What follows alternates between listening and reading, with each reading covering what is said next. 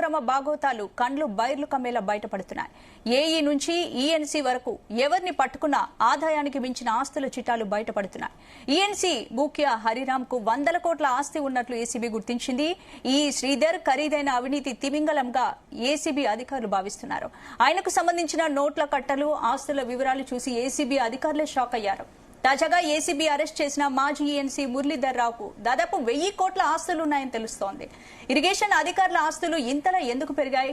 అవినీతి ఏ రేంజ్ లో ఉంటే 100 కోట్ల ఆస్తులు వచ్చాయనే చర్చ సాగుతోంది. అవినీతి అధికారులకు చెక్ పెట్టలేరా అని సామాన్యులు కూడా ప్రశ్నిస్తున్నారు. ఇదే అంశంపై ఇవాళ డిఎన్ఏలో మా ఎడిటర్ భరత్ తో డిస్కస్ చేద్దాం. భరత్, ఏంటి కాళేశ్వరం ప్రాజెక్టు నిర్మాణంలో కీలకంగా వ్యవహరించిన తాజా మాజీ అధికారుల అరెస్ట్ గురించి మీరేం చెప్తారు? అంటే 3 నెలల్లో దాదాపు 3 ఇరిగేషన్ డిపార్ట్మెంట్కి సంబంధించి 3 తిమింగలాలని చెప్పాల్సి ఉంటుంది. 100 కోట్ల రూపాయల ఆస్తులు, మార్కెట్ వాల్యూ మనం ఎంత అన్నది ఎగ్జాక్ట్గా చెప్పలేం. ముఖ్యంగా హరిరామ్ నాయక్, ఆ తర్వాత ఎగ్జిక్యూటివ్ ఇంజనీర్గా ఉన్న నూనె శ్రీధర్, నెక్స్ట్ ఇప్పుడు మురళీధర్ రావు. ఇవన్నీ చూస్తుంటే గనక అంటే ఈ డిపార్ట్మెంట్లో, ఎందుకంటే ఇరిగేషన్ మీద చాలా ఖర్చు పెట్టారు లాస్ట్ గవర్నమెంట్లో. ఒక కాళేశ్వరం ప్రాజెక్ట్కి 94,000 కోట్లు ఖర్చు పెట్టారు. సో 100 కోట్ల రూపాయల ఆస్తులు ఈ విధంగా సంపాదిస్తుంటే సమాజంలో అన్రెస్ట్ వస్తుంది ఈ ఉద్యోగులకు సంబంధించి. ఇక్కడ ఏసీబీ 5,000, 10,000 తీసుకున్నారని ఒకవైపు పడుతుంటే, ఇదే ఏసీబీ ఇప్పుడు డిస్ప్రపోర్షనేట్ అసెట్స్ కింద ఇన్ని 100 కోట్ల రూపాయల ఆస్తులు మార్కెట్ విలువగా కలిగితే ఇంతకాలం ఏం జరుగుతుంది? ఇప్పుడు రిటైర్మెంట్ అయిన తర్వాత గవర్నమెంట్ చేంజ్ అవుతుంది, కానీ వీళ్ళు ఒక్క రోజులో ఉన్నాయి కాదు కదా ఈ ఆస్తులు. ఇన్ని 100 కోట్ల ఆస్తులు ఎలా వచ్చాయి? పెద్ద ఎత్తున భూములు, అపార్ట్మెంట్లు ఎలా కూడా? అదే అడుగుదాం. మనతో పాటు జయప్రకాష్ నారాయణ గారు జాయిన్ అవుతున్నారు. అమెరికాలో ప్రస్తుతం ఆయన ఉన్నారు. జయప్రకాష్ నారాయణ గారు, జీ తెలుగు న్యూస్ కోసం సమయం కేటాయించినందుకు ధన్యవాదాలు. సార్, చూస్తున్న మన కాళేశ్వరం ప్రాజెక్టులో పనిచేసిన 3 ఇంజనీర్స్ మార్కెట్ ఆస్తుల విలువ దాదాపు 1000 కోట్లకు పైగా ఉంది అని చెప్తున్నారు. ఎట్లా? ఇంకో సేమ్ ఇదే రోజు పంచాయతీరాజ్ డిపార్ట్మెంట్లో ఆయన ఈఎన్సీఏ, ఈయన ఈఎన్సీ, పంచాయతీరాజ్ డిపార్ట్మెంట్ ఈఎన్సీ 50,000 రూపాయలు ఏసీబీ తీసుకుంటూ ఏసీబీకి పట్టుబడ్డారు. సో డిపార్ట్మెంట్లో చాలా వేరియేషన్స్ ఉన్నాయి. 50,000 అంటే నాకు తెలిసి వీళ్ళ పిఏలు, వీళ్ళ కింద ఉన్న అటెండర్ కూడా తీసుకోరు. ఎట్లా దీన్ని ఫేస్ చేయడం? మనకి ఎక్కడ డబ్బు ఖర్చు ఎక్కువ ఉంటుందో అక్కడ అవినీతికి అవకాశం కూడా ఉంటుంది. మొట్టమొదట నేను అందరినీ గమనించడం కోరేది ఏంటంటే, ప్రభుత్వంలో ఉన్న అధికారులందరినీ అవినీతికి అంటకట్టద్దు. మనం ఆనాడు కానీ ఈనాడు కానీ ప్రభుత్వంలో అన్ని శాఖల్లో నిజాయితీగా పనిచేసేవాళ్ళు ఉన్నారు, చట్టం ప్రకారం పనిచేసేవాళ్ళు ఉన్నారు, ప్రజా సంక్షేమం కోసం చాలా త్యాగాలు చేసేవాళ్ళు ఉన్నారు, అవినీతి పాల్పడేవాళ్ళు ఉన్నారు. మనకు 2 తెలుసు.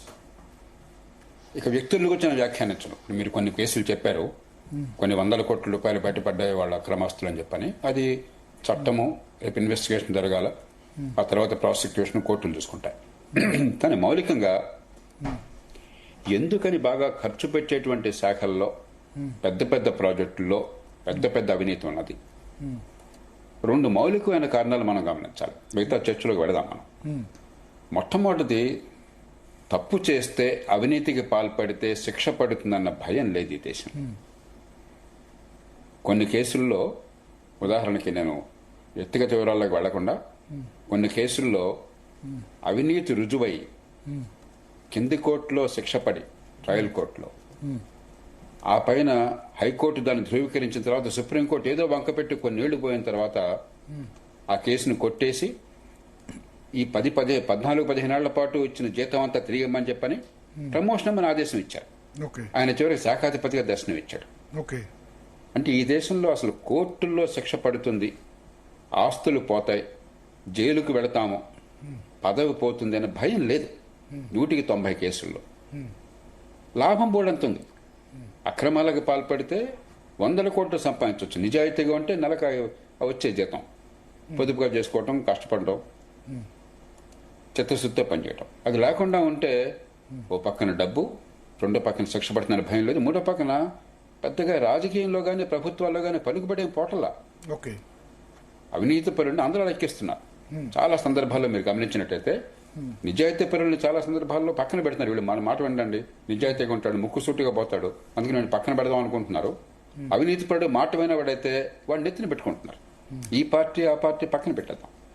కాబట్టి మొట్టమొదట అవినీతికి పాల్పడితే శిక్ష పడుతుందన్న భయం కావాలి, ఆస్తులు పోతాయన్న భయం కావాలి. ముఖ్యంగా మనలాంటి దేశాల్లో జైలు శిక్ష కంటే భయపడాల్సింది ఖచ్చితంగా ఆస్తులు పోతాయి.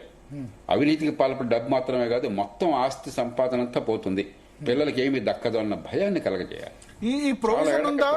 ఈ provision prevention of corruption act లో ఉందా? మనకి పూర్తి కాన్ఫిస్కేషన్ కోసం చట్టం ఇంకా బలంగా లేదు.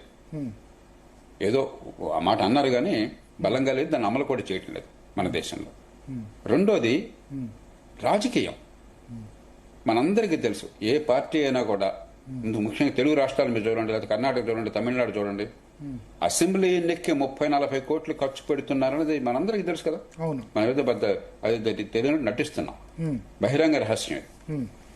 అంతంత ఖర్చు పెట్టేసరికి ఏమవుతుంది, రాజకీయంలో మళ్ళీ డబ్బు సంపాదించకపోతే ఇదంతా అక్రమ ఖర్చు, 190 అక్రమ ఖర్చు. ఇది ఓట్లు కొనుగోలు కోసం పెట్టే ఖర్చు కానీ నిజమైన ప్రచారం కోసం, ప్రజలకు సందేశం ఇవ్వడం కోసం పెట్టే ఖర్చు కాదు.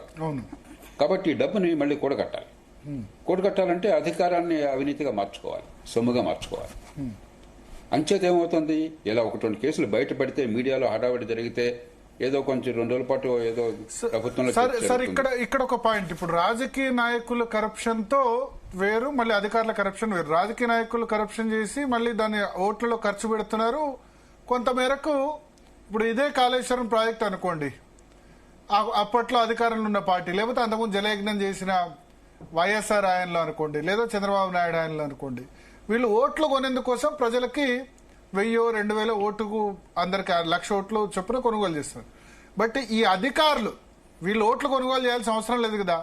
వీళ్ళు ఒక 10-15 తరాలకు మించి సంపాదించుకొని కూర్చుంటారు. పొలిటికల్ కరప్షన్, బ్యూరోక్రసీ కరప్షన్, అంటే నేను ఈ రెండింటి వేరువేరుగా చూస్తున్నా. పొలిటికల్ కరప్షన్ లీగలైజ్ అయిపోయింది. ఇక మీరు ఎంత చెప్పినా తమిళనాడు, మహారాష్ట్ర, కర్ణాటక, ఆంధ్రప్రదేశ్, తెలంగాణలో ఖర్చు పెట్టాలంటే 30-40 కోట్లు. ప్రజలు కూడా పైసలు ఇస్తే ఏది మాకు ఓటు ఇవ్వకపోతే ఓటు వేయమని చేసే పరిస్థితి వచ్చింది.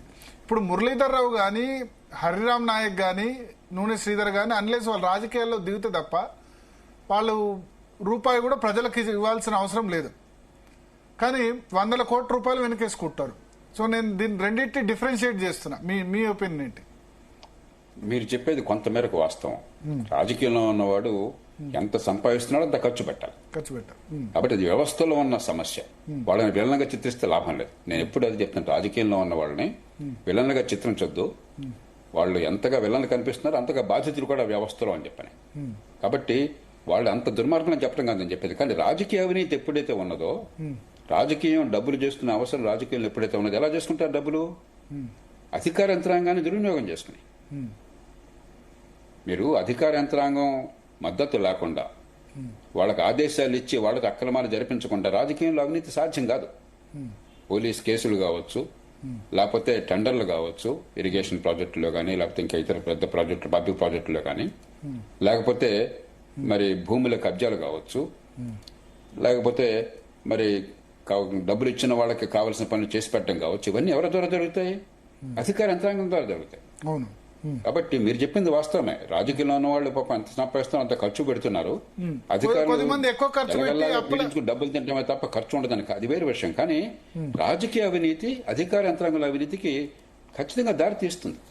రకరకాల పద్ధతులు ఉండేవి. కొత్త కాదు ఇది. 30, 40, 50 ఏళ్ల క్రితం కూడా రాబర్ట్ వేడ్ అని చెప్పిన ఒక ఆయన, బ్రిటన్ నుంచి ఒక పండితుడు వచ్చి మన తెలుగు రాష్ట్రాల్లోనే కొన్ని సంవత్సరాల పాటు ఉండి క్షేత్రస్థాయిలో ఇరిగేషన్ శాఖే, మీరు ఇరిగేషన్ శాఖ చెప్తున్నారు, ఆనాడు 1970ల దశకంలో ఇరిగేషన్ శాఖలో అవినీతి ఎట్లా ఉంటుందని చెప్పన్నది కూలంకషంగా దాన్ని వివరించి దాని మీద పెద్ద ప్రామాణికమైనటువంటి పుస్తకాలు రాశాడు. ఉదాహరణకి అధికారుల నియామకాలు, ఎవరిని కీలకమైన స్థానాల్లో పెడతాం, ఎవరిని ఎప్పుడు బదిలీలు చేస్తాం, మనందరికీ తెలుసు. ఈ ప్రభుత్వంలో కీలకమైన స్థానాల్లో అక్కడ మనుషుల్ని వేయడానికి, వాళ్ళని అక్కడ ఉంచడానికి బేరసారాలు జరిగి అదొక వేలంపాట్లాగా సాగుతుంది. కొన్ని సందర్భాల్లో కీలక పదవులు పెట్టడానికి వేలంపాటు కూడా ఉన్న వాస్తవం. అంచేత రాజకీయ అవినీతి స్వరూపం వేరు కావచ్చు కానీ రాజకీయ అవినీతి విధిగా పరిపాలనా యంత్రాంగంలో అవినీతికి దారి తీస్తుంది. అదొక్కటే కారణం అని నేను చెప్పాలి.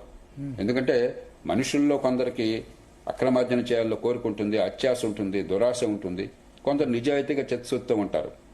కానీ చట్టం అనేది ఎప్పుడైతే, ఇందాక చెప్పాను, చట్టం అయితే ఎప్పుడైతే పనిచేయడం మానేసిందో, చట్టం అంటే భయం ఎప్పుడైతే లేకుండా పోయిందో, శిక్ష పడుతుంది, జైలుకు పోతాం, అంతకుమించి ఆస్తులన్నీ పోతాయి, బికారైపోతాం, సమాజంలో పరువు పోతుంది, పదవి పోతుంది, స్వేచ్ఛ పోతుంది, జైల్లో వెళ్తాం అన్న భయం కలగాలి. ఆ భయం భారతదేశంలో లేదు.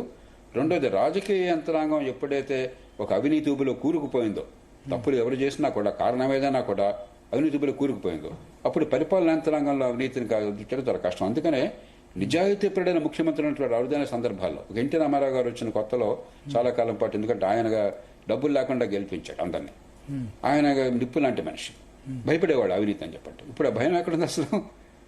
మనవాడా కాదా అని చెప్పాను కానీ, అస్మదీయుడైతే వాడికి రక్షణ, తస్ముడైతే వాడికి శిక్ష తప్ప అవినీతి పరుడికి భయం అనేది పోయింది. ఎట్లా సార్? ఇప్పుడు ఏసీబీ చాలా కేసులు పెడుతుంది. 5,000 రూపాయలు పెట్టిన వాడి మీద అదే కేసు, ఇప్పుడు 100 కోట్లు పెట్టిన వాడికి కూడా 5,000 సంపాదించిన వాడికి అంతే జైలు శిక్ష, 100 కోట్లు సంపాదించిన వాడికి సంవత్సరం 2 సంవత్సరాలు ఎక్కువ ఉంటుందేమో. అంతకుమించి 100 కోట్లు సంపాదించారని 100 ఏళ్ళు జైల్లో పెట్టే ప్రొవిజన్ అయితే లేదు. ఇప్పుడు ఈ దర్యాప్తు దశలోనే వీళ్ళ ఈ ఆస్తులన్నిటి వేలం వేసి అట్లాంటి కఠినమైన ఈడీ లాంటి చట్టం తీసుకొచ్చి, మనీ లాండరింగ్ లాంటి చట్టం తీసుకొచ్చి దీన్ని ఓనర్స్ ప్రూవ్ చేసుకోవాల్సిన బాధ్యత ఈ అక్రమంగా సంపాదించిన వాళ్ళది అనే ప్రివెన్షన్ ఆఫ్ కరప్షన్ యాక్ట్ లో చేంజ్ తీసుకొస్తే ఎట్లా ఉంటుంది? ఖచ్చితంగా కొన్ని విషయాల్లో చట్టంలో మంచి మార్పులు రావాలి, కఠిన శిక్షలు కావాలి, దానిలో నాకు అనుమానం ఏమాత్రం లేదు. మన కోర్టులు కూడా అవినీతికి పాల్పడితే ఖచ్చితంగా వాడి ఆస్తులు పోతాయన్న నమ్మకాన్ని సమాజానికి కలిగించాలి. కానీ అదొక్కటే మార్గం కాదు భరత్. ఇప్పుడు చాలా రంగాల్లో అవినీతి తగ్గింది. మన అవినీతి పెరిగిన చోట సహజంగానే చూస్తున్నాం, బాధపడుతున్నాం, ఆవేశపడుతున్నాం. మరి సమాజంలో చర్చ జరుగుతుంది, ఆ చర్చ అవసరం. కానీ అవినీతి ఎట్లా తగ్గుతుంది? తగ్గిన చోట చిన్న ఉదాహరణ చెప్తాను. రైల్వే రిజర్వేషన్ ఉన్నాయి. ఒక 30-40 ఏళ్ల క్రితం రైల్వే రిజర్వేషన్ కావాలంటే అక్కడికి వెళ్లి అక్కడ బెర్త్ అలాట్మెంట్ కోసం చెప్పని అక్కడ ఉన్నటువంటి సిబ్బందికి డబ్బులు ఇవ్వడం అనేది ఆనవాయితీ. ఇవాళ 199 కేసుల్లో అదేం లేదు, మనందరికీ తెలుసు. ఎందుకని? ఆన్లైన్ కంప్యూటరైజేషన్ ఎప్పుడైతే చేశారో, పారదర్శకంగా టెక్నాలజీని ఉపయోగించి మనకు పని జరుగుతున్న నమ్మకం కలిగిందో, అవినీతి 199 పాటు తగ్గిపోయింది. పాస్పోర్ట్లు ఉన్నాయి. 30 ఏళ్ల క్రితం కూడా పాస్పోర్ట్ కావాలంటే తలప్రాణం తక్కువచ్చేది, ఎవరైనా అడగండి.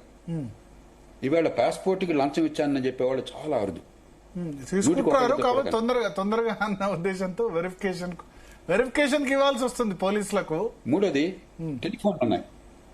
అది కూడా చాలా అరుదు, చాలా తగ్గింది. ఇప్పుడు అసలు పూర్తిగా పోయింది నేను అంటలా, కానీ పూర్వంతో పోలిస్తే పాస్పోర్ట్లో అవినీతి దాదాపు లేదు.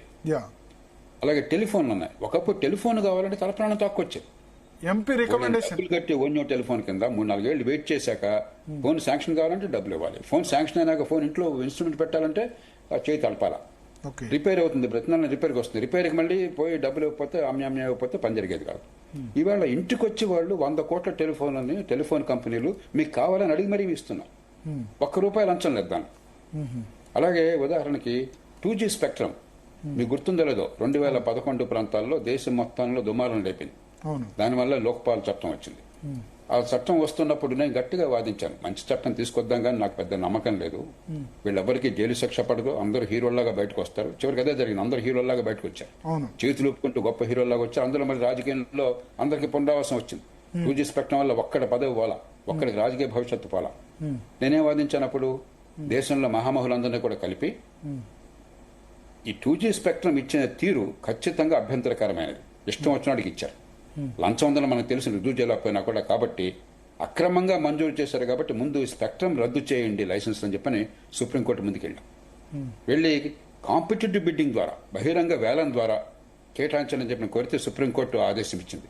15 మందిని నేనే కలిపి దేశంలో మాజీ ప్రధాన ఎన్నికల కమిషనర్లు, చీఫ్ విజిలెన్స్ కమిషనర్లు, నిజాయితీకి పేరొందిన వాళ్ళు, ట్రాన్స్పరెన్సీ ఇంటర్నేషనల్ ఉన్నటువంటి వాళ్ళు అందరినీ కలిపి కోర్టుకు వెళితే కోర్టు ఆదేశం ఇచ్చింది.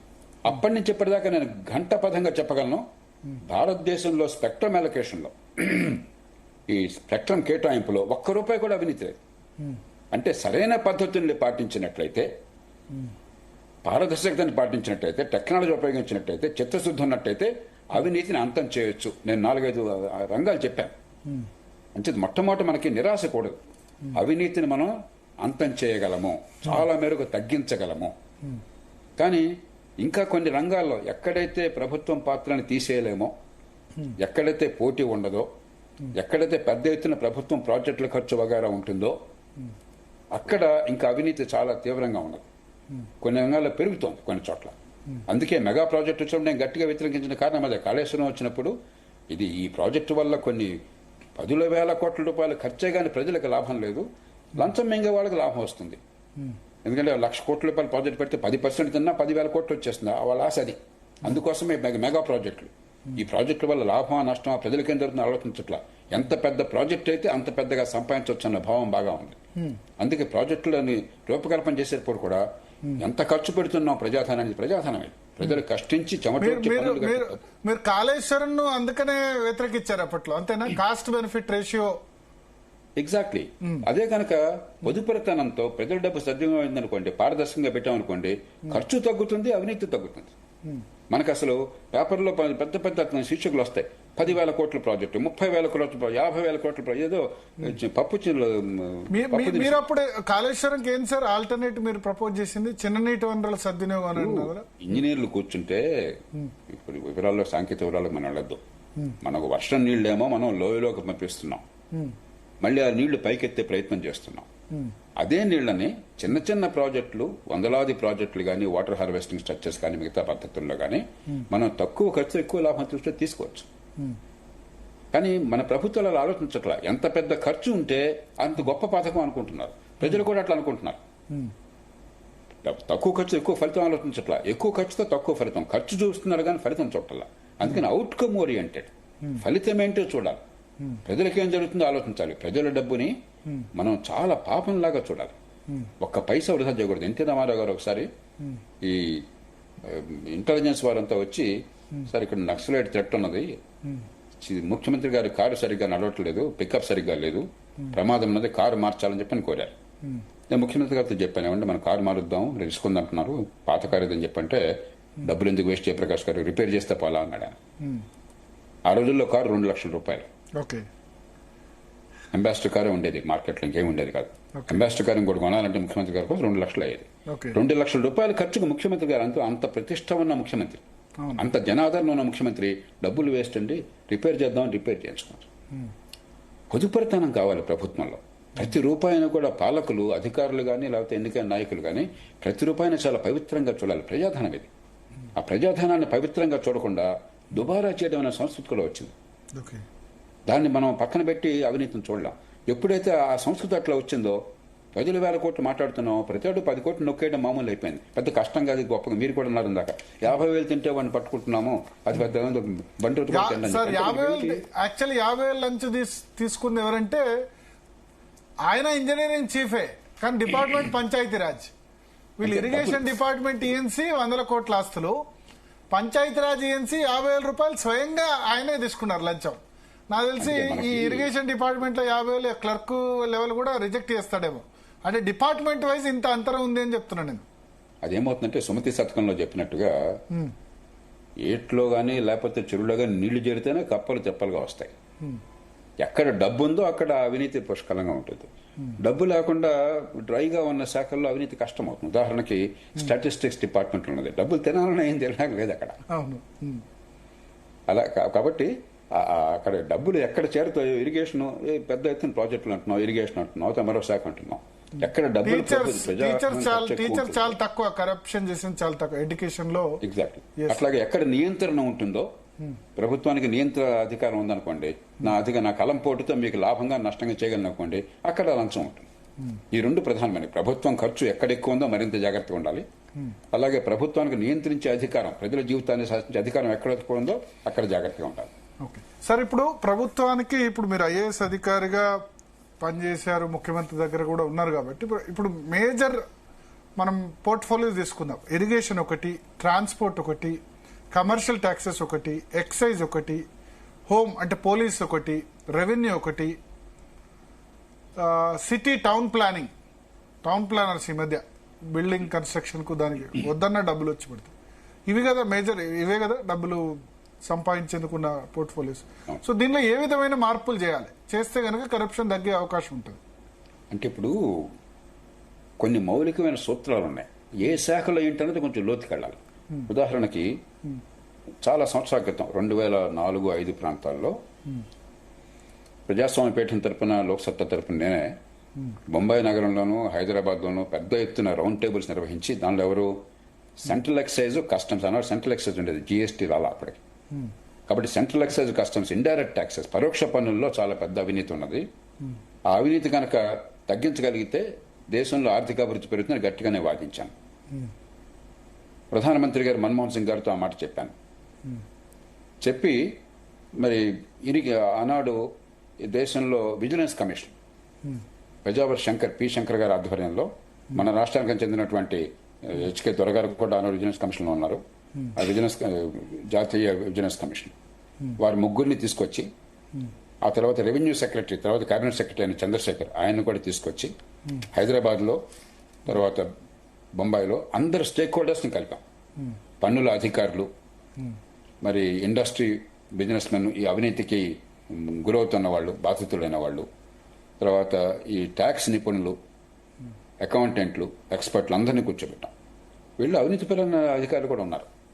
చిత్తశుద్ధితో వాళ్ళని మీకు పూర్తిగా వివరాలన్నీ తెలుసు ఏం చేయాలో, ఏం చేస్తే అవినీతి తగ్గించవచ్చు, ఆర్థికాభివృద్ధి పెంచవచ్చు, మీరంతా కూర్చోండి అని చెప్పంటే మనసు పెట్టి ఏదో దూరకు మొక్కుబడిగా కాకుండా రాత్రి 8 గంటల దాకా కూర్చుని 2 రోజుల పాటు కార్యక్రమం జరిగితే అద్భుతమైనటువంటి ప్రణాళిక ఇచ్చారు ఏం చేయాలి. డీటెయిల్డ్ గా, గ్రాన్యులర్ గా 1, 2, 3, 4 అని చెప్పాను.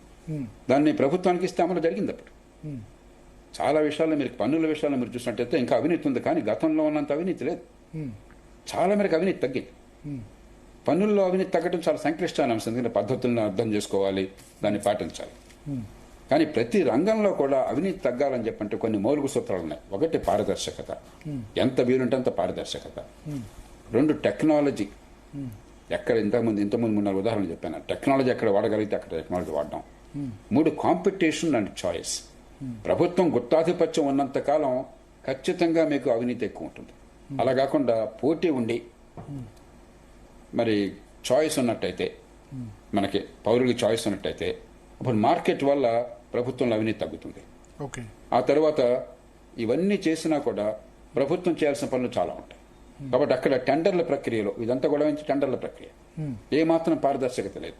కాగితం మీద పారదర్శకత చూపెట్టినా కూడా గతంలో కొన్ని సందర్భాల్లో కొన్ని ప్రాజెక్టులు నాకు తెలుసు గ్లోబల్ బిడ్డింగ్ ఇచ్చినా కూడా పూర్తిగా తెలుగు వాళ్ళకే వచ్చినాయి. అందరూ డిస్క్వాలిఫై చేయడం, ఎలిజిబిలిటీ లేదని డిస్క్వాలిఫై చేయడం, లేదా వాళ్ళని బెదిరించడం, లేకపోతే వాళ్ళు ఇచ్చిన బిడ్ని కాగితం తీసి కాపీ చేసి వాళ్ళకి చూపెట్టడం ముందుగానే రహస్యంగా. సరైన పద్ధతులు రూపొందించాలి కాగితం మీద ఉన్నా కూడా. కాబట్టి ఈ కాంపిటేటివ్ బిడ్డింగ్ ప్రాసెస్ చాలా నిజాయితీ అయినటువంటిది, ప్రజాధనాన్ని రక్షించేటువంటిది కాంపిటేటివ్ బిడ్డింగ్ ప్రాసెస్. ఇవన్నీ అయిన తర్వాత శిక్ష, ఇందాక చెప్పాను ఖచ్చితంగా శిక్ష పడుతుందనే భయం. ముఖ్యంగా ఆస్తులు పోతాయి. చాలా ఏళ్ల క్రితం అరుణ్ శర్మ, కిరణ్ శర్మ అని చెప్పిన 2 భారతీయులు అమెరికాలో ఆరోగ్య రంగంలో బాగా డబ్బులు తినేశారు రకరకాల అక్రమాలు చేసి. ఏమైందో తెలుసా? ఇద్దరికీ 15 ఏళ్ల జైలు శిక్ష పడింది. అంతకుమించి వాళ్ళు సంపాదించిన ప్రతి రూపాయి, వాళ్ళ ఇల్లు, ఇతర ఆస్తులు, బ్యాంకుల్లో ఉన్న డబ్బులు, వాళ్ళ నగలు, వాళ్ళకున్న స్టాక్, ఇతరమైనటువంటి అన్ని రకాల ఆస్తులు మొత్తం ప్రభుత్వ పరం అయిపోయింది, ఒక్క పైసా మిగలకుండా. ఆ భయం భారతదేశంలో ఒక్కడికైనా ఉందా సార్? అంటే మన దగ్గర ఒక్కడికైనా సార్ ఆస్తులన్నీ పోయినాయి అవినీతి వల్ల అని చెప్పిన ఒక్క కేసు చూపెట్టండి నాకు. మన దగ్గర ఆ ప్రొవిజన్ ఉందా sir prevention of corruption act లో? నేను ఇందాక చెప్పాను కదా, ఆస్తులు అనేది జప్తు చేసే ఉంది, కానీ ఇంత కఠినమైన ప్రొవిజన్ లేదు. జప్తు అన్ని ఆస్తులు జప్తా, ఆస్తులు ప్రభుత్వ స్వాధీనం చేసే మొత్తం, అంటే అక్రమానికి పాల్పట్టుగా 1 కోటి రూపాయలు రుజువైనా కూడా అతనుకున్న మొత్తం ఆస్తులు పోతాయన్న భయాన్ని కలగజేయాలి. అది ఖచ్చితంగా అవసరం. ఇవన్నీ అయిన తర్వాత రాజకీయం గురించి ఆలోచించాలి. ఎందుకంటే రాజకీయంలో అక్రమార్జనకి అది అనివార్యంగా చేసినప్పుడు, అక్రమార్జన లేకుండా రాజకీయం నడిచే పరిస్థితి లేనప్పుడు ఏదో రూపంలో రాజకీయం పరిపాలనలో ప్రవేశిస్తుంది. చేత నిరాశ కూడదు. ఎన్నో రంగాల్లో అవినీతి తగ్గుతోంది, కొన్ని రంగాల్లో పెరుగుతోంది. ఎక్కడ ఎందుకు పెరుగుతోంది, ఎలా పెరుగుతోంది, మిగతా దేశాల్లో ఏం చేస్తున్నారు, ఏం చేసినప్పుడు అవినీతి తగ్గుతోంది, ఇది మనం అర్థం చేసుకుని పద్ధతి ప్రకారం వెళ్ళాలి తప్ప మనం లబోదీపేమంటే ఉపయోగం లేదు, నిరాశ పడితే ఉపయోగం. ఎందుకంటే ఇప్పటికి మళ్ళీ చెప్తున్నాను, నిజాయితీ పనులు ఇప్పటికి కూడా వ్యవస్థలో రాజకీయంలో ఉన్నారు, రాజకీయంలో నిప్పు లాంటి వాళ్ళు ఉన్నారు, ప్రతి డిపార్ట్మెంట్ లో ఉన్నారు, వివిధ శాఖల్లో ఉన్నారు, మామూలు ఉద్యోగులు ఉన్నారు, పెద్ద పెద్ద అధికారులు ఎక్కర్లా.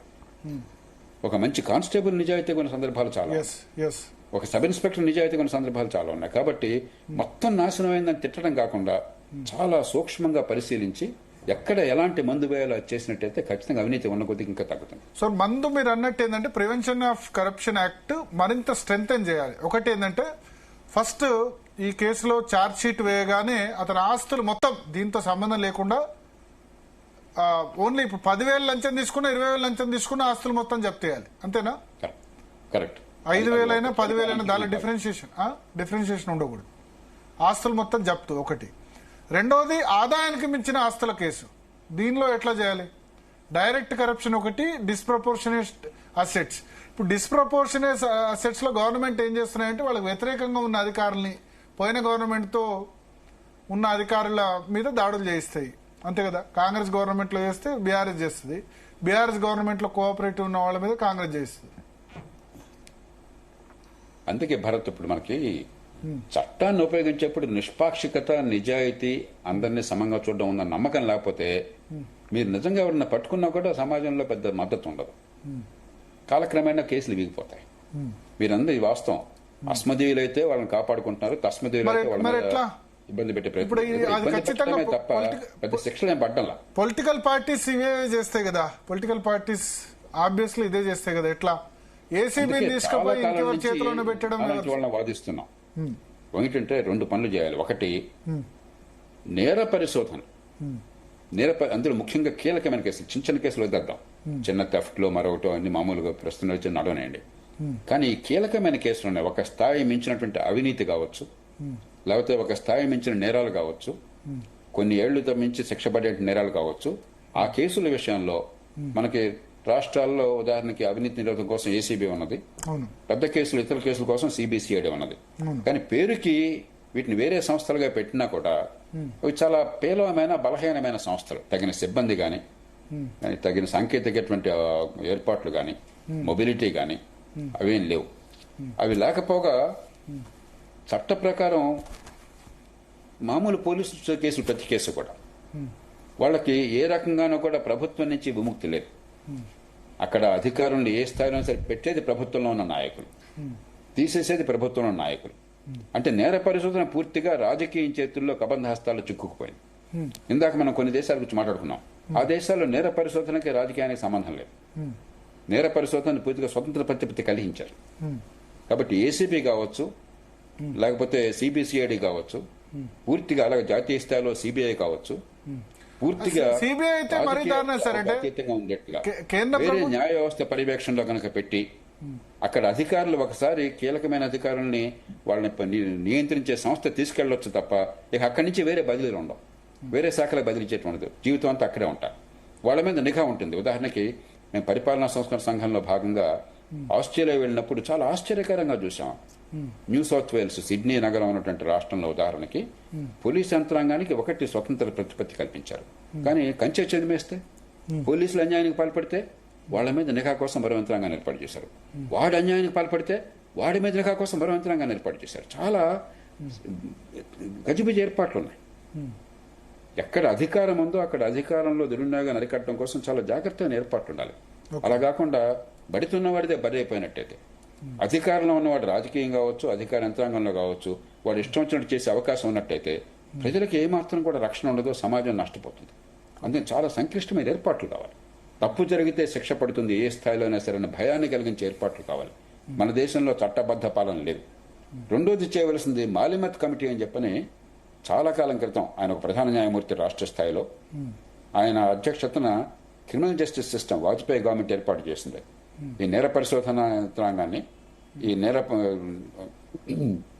క్రిమినల్ జస్టిస్ ని, నేర న్యాయ వ్యవస్థని ఎలా బాగు చేయాలని ప్రామాణికమైన రిపోర్ట్ ఇచ్చారు. ఇప్పటివరకు బూజుపడుతుంది తప్ప పట్టించుకోవాలి, చాలా నిర్దిష్టమైన రిపోర్ట్ ఇచ్చారు. కాబట్టి ఈ రెండు చేసినట్లయితే పోలీసు యంత్రాంగాన్ని, ముఖ్యంగా కీలకమైన నేరాలు, ఒక స్థాయి మించిన నేరాలను పరిశోధించే పోలీసు యంత్రాంగానికి స్వతంత్ర ప్రతిపత్తి ఇస్తూ జవాబుదారీగా ఉండే ఏర్పాటు చేయటం, రాజకీయము పరిపాలనా యంత్రాంగం వాళ్ళని శాసించే అవకాశం లేకుండా చేయటం, రెండోది మాలమతి కమిటీ ఇచ్చినటువంటి సిఫారసుల్ని మరి అమలు చేసి ఆ నిర్ణయ వ్యవస్థని పూర్తిగా బాగు చేయటం, ఈ రెండు కీలకమైన అవసరాలు. మనకేమిటంటే సాంకేతికమైన అంశాలు కాబట్టి లోతు కరెక్ట్లా మనకు ఆ కోపం వస్తుంది, ఆవేశం వస్తుంది, ఆ రోజు ఏదో హడావుడి చేస్తున్నాం. ఉదాహరణకి ఒకటి రెండు సందర్భాల్లో మహిళల మీద దారుణమైన అత్యాచారాలు జరిగితే ప్రజల నుంచి బోళ్ళంత ఘోష వస్తుంది. వెంటనే ఏం చేస్తుంది ప్రభుత్వం? ఆదేశాలు ఇస్తుంది, వాళ్ళని కాల్చిపారేస్తారు, ఎన్కౌంటర్ చేస్తారు. నిరస్తులు చచ్చిపోయినందుకు మనకు ఎవరికి బాధ లేదు, కానీ అది పద్ధతి కానే కాదు, అది ప్రమాదకరం. ఈవేళ దాన్ని మనం క్షమిస్తే రేపు పొద్దున మిమ్మల్ని నన్ను కాల్ చేస్తారు ఏవో వంక పెట్టి. ఓ పద్ధతి లేకుండా, మన చట్టబద్ధ పాలన లేకుండా ఆ తుపాకీ ఉన్నవాడి చేత అధికారం ఇచ్చినట్టయితే ఒకరోజు బాగున్నట్టు అనిపిస్తుంది, రేపొద్దున చాలా ప్రమాదానికి దారితీస్తుంది. కాబట్టి ఒక పక్కన స్వేచ్ఛని కాపాడాలి, ప్రజాస్వామ్యాన్ని కాపాడాలి, మరి నిజాయితీ పరులైన వాళ్ళని, అమాయకుల్ని కాపాడాలి, నేరస్తులకు శిక్ష పడాలి, సమాజాన్ని రక్షించాలి. ఇవన్నీ కూడా చాలా సంక్లిష్టమైన పద్ధతులు, హడావిడిగా చేయడం కాదు, చాలా లోతుగా. కర్ణాటక లోకాయుక్త మోడల్ ఏమైనా సెట్ అవుద్దా? కర్ణాటక లోకాయుక్త మోడల్ ఉదాహరణ.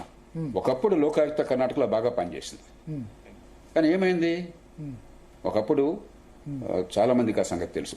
రామకృష్ణ హెగ్డే ప్రభుత్వంలో లోకాయుక్తను ఏర్పాటు చేశారు, చాలా విశేషమైన అధికారాలతో.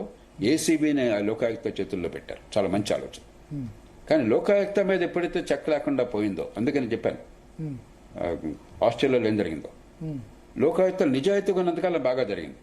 ఆ తర్వాత అవినీతి పడిన లోకాయుక్త అప్పుడు విపరీతంగా డబ్బులు సంపాదించాడు. ఆయన్ని తీసేయడం సాధ్యం కాల, తల ప్రాణం తొక్కొచ్చింది. అంచేత ఈ కాలంలో బాగానే ఉండే రామకృష్ణ హెగ్డే పెట్టిన లాంటి సంస్థ అంటే అవసరం, కానీ అంత మాత్రం చేత చాలదు. కంచె చేను వేస్తే వాడే దుర్మార్గుడైతే దానికి మళ్ళీ చెక్ కావాలి.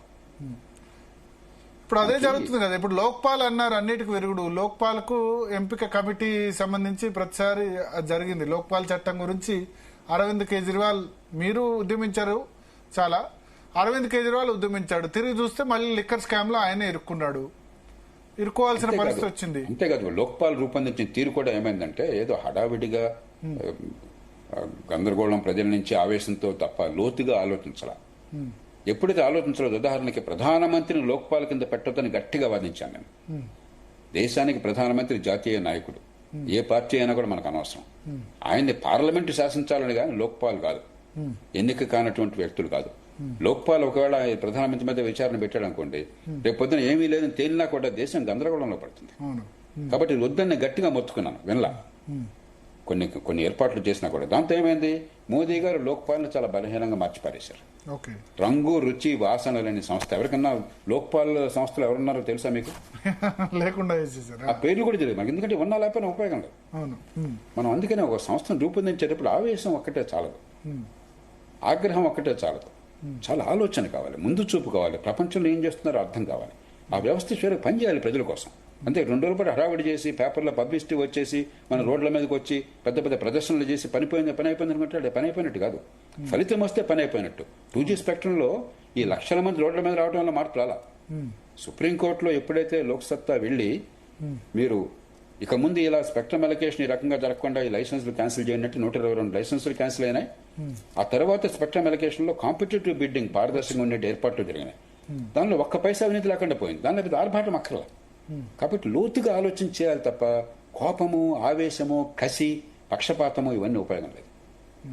సో ప్రధానమంత్రి మీద నిఘా లోక్పాల్ పరిధిలోకి తెచ్చేసరికి ప్రధానమంత్రి దాన్ని బలహీనం చేసేశారు. ఖచ్చితంగా అప్పుడు ఫైట్ చేసిన వాళ్ళు ఈ దేశానికి చాలా అరిష్టం. అది దేశ ప్రధానమంత్రిని దేశ పార్లమెంటు శాసించలేకపోతే లోక్పాల్ చేతులు పెడితే, లోక్పాల్ ఏదో రాజకీయ కారణాలుగానో లేకపోతే వాడి ప్రతిష్ట కోసమో వాడి ప్రచారం కోసమో కేసు పెట్టాడు అనుకోండి, ఒక 6 నెలలు పోయిన తర్వాత ఏం లేదని తెలిసినా కూడా దేశం అంతా గందరగోళంలో పడుతుంది. ఆ మాట నేను రాతపూర్వకంగా ఆనాటి ప్రధానమంత్రి గారికి చెప్పాను, మన్మోహన్ సింగ్ గారికి. పరిపాలనా సంస్థల సంఘంలో భాగంగా ఆ నివేదిక రాస్తున్నప్పుడు నేను 6 పేజీలు రాశాను, ఎందుకు ప్రధానమంత్రి దానిలో ఉండకూడదని చెప్పాను. ఆయనకి స్వయంగా చెప్పాను. ఆయన అంటే బంచితరత మెంటాలిటీ, మీలాంటి నాలాంటి మెంటాలిటీ అయింది, చాలా నిజాయితీ పరుడు. కాబట్టి నా మీద లోక్పాలంటే అభ్యంతరం లేదన్నాడు. నేను చెప్పాను, మీ వ్యక్తిగత విషయం కాదు, ఈ దేశం విషయం, ఈ దేశంలో రాజ్యాంగ బద్ధ సంస్థల విషయం, ఈ దేశ ప్రజాస్వామ్యం విషయం. దాన్ని కాపాడాలంటే ప్రధానమంత్రిని బయట పెట్టాలని చెప్పన్నారు. కానీ పొరపాటు జరిగిపోయింది. ఇట్లా రకరకాల పొరపాటు. సో అంటే లోకాయుక్త మోడల్ కొంత మార్పులతో తీసుకురావచ్చా రాష్ట్రాల్లో? కర్ణాటక లోకాయుక్త మోడల్ దాని మీద కూడా మిగతా రాష్ట్రాల్లో లోకాయుక్త ఒక రసహీనమైన రంగు రుచి వాసన లేని లోకాయుక్త. మన తెలంగాణ ఆంధ్రప్రదేశ్ ఎగ్జాంపుల్ అసలు అది ఉన్నట్టు కూడా ఎవరు తెలియదు. కాబట్టి వ్యక్తుల్ని తప్పట్లా చాలా బలహీనమైన సంస్థగా చేశారు. కర్ణాటకలో గతంలో రామకృష్ణ రెడ్డి పెట్టిన లోకాయుక్త లాంటి లోకాయుక్తాన్ని పెట్టి సరైన వాళ్ళని ఎంపిక చేసి వాళ్ళు తప్పు చేయకుండా వాళ్ళ మీద కూడా నిఘా ఉండే యంత్రాంగాన్ని ఏర్పాటు చేసి 3 షరతులు కావాలి.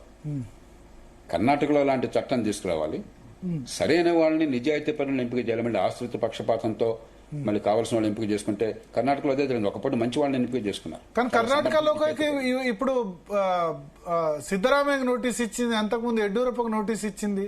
ముడా స్కామ్ ముఖ్యమంత్రులు కూడా డైరెక్ట్ లోకాయుక్తకి ఆ బలం అన్నమాట వాస్తవం. కానీ ఎందుకని ఆ సంస్థకి పరువు పోయింది అని చెప్పంటే ఒక అవినీతిపరుడైన న్యాయమూర్తిని ఒక ఆయన పెట్టి అప్రతిష్ట పాలైన సంస్థ. కాబట్టి ఆ మీద నిఘా కూడా కావాలి. కాబట్టి 3 బలమైన చట్టము, పూర్తిగా స్వతంత్ర ప్రతిపత్తిస్తూ ఈ ఏసీబీ మీద పూర్తిగా ఆధిపత్యాన్ని ఇస్తూ రాజకీయం నీడపడలే అవకాశం లేకుండా చట్టము.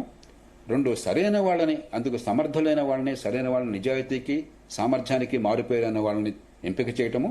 3 వాళ్ళు తప్పు చేసినా కూడా వెంటనే బయటపడేట్టుగా వాళ్ళ మీద నిఘా ఉండే యంత్రాంగాన్ని ఏర్పాటు చేయడం. ఈ 3 చేస్తే అది ఫలితాలు ఇస్తుంది. ఓకే సార్, ఈడీ లాంటి యాక్ట్ చేయొచ్చా యాంటీ కరప్షన్ విషయంలో కూడా? ఎందుకంటే ఇప్పుడు ఏమైతుందంటే ఏసీబీ కేసులో 10 నుంచి 15% కూడా కన్విక్ట్ కావట్లే. ఇప్పుడు మీరు అన్నట్టు పేపర్లో మేము టీవీలో 2 రోజులు ఉదరగొడతాం ఈయనకు 100 కోట్ల ఆస్తులు అదని చెప్పి.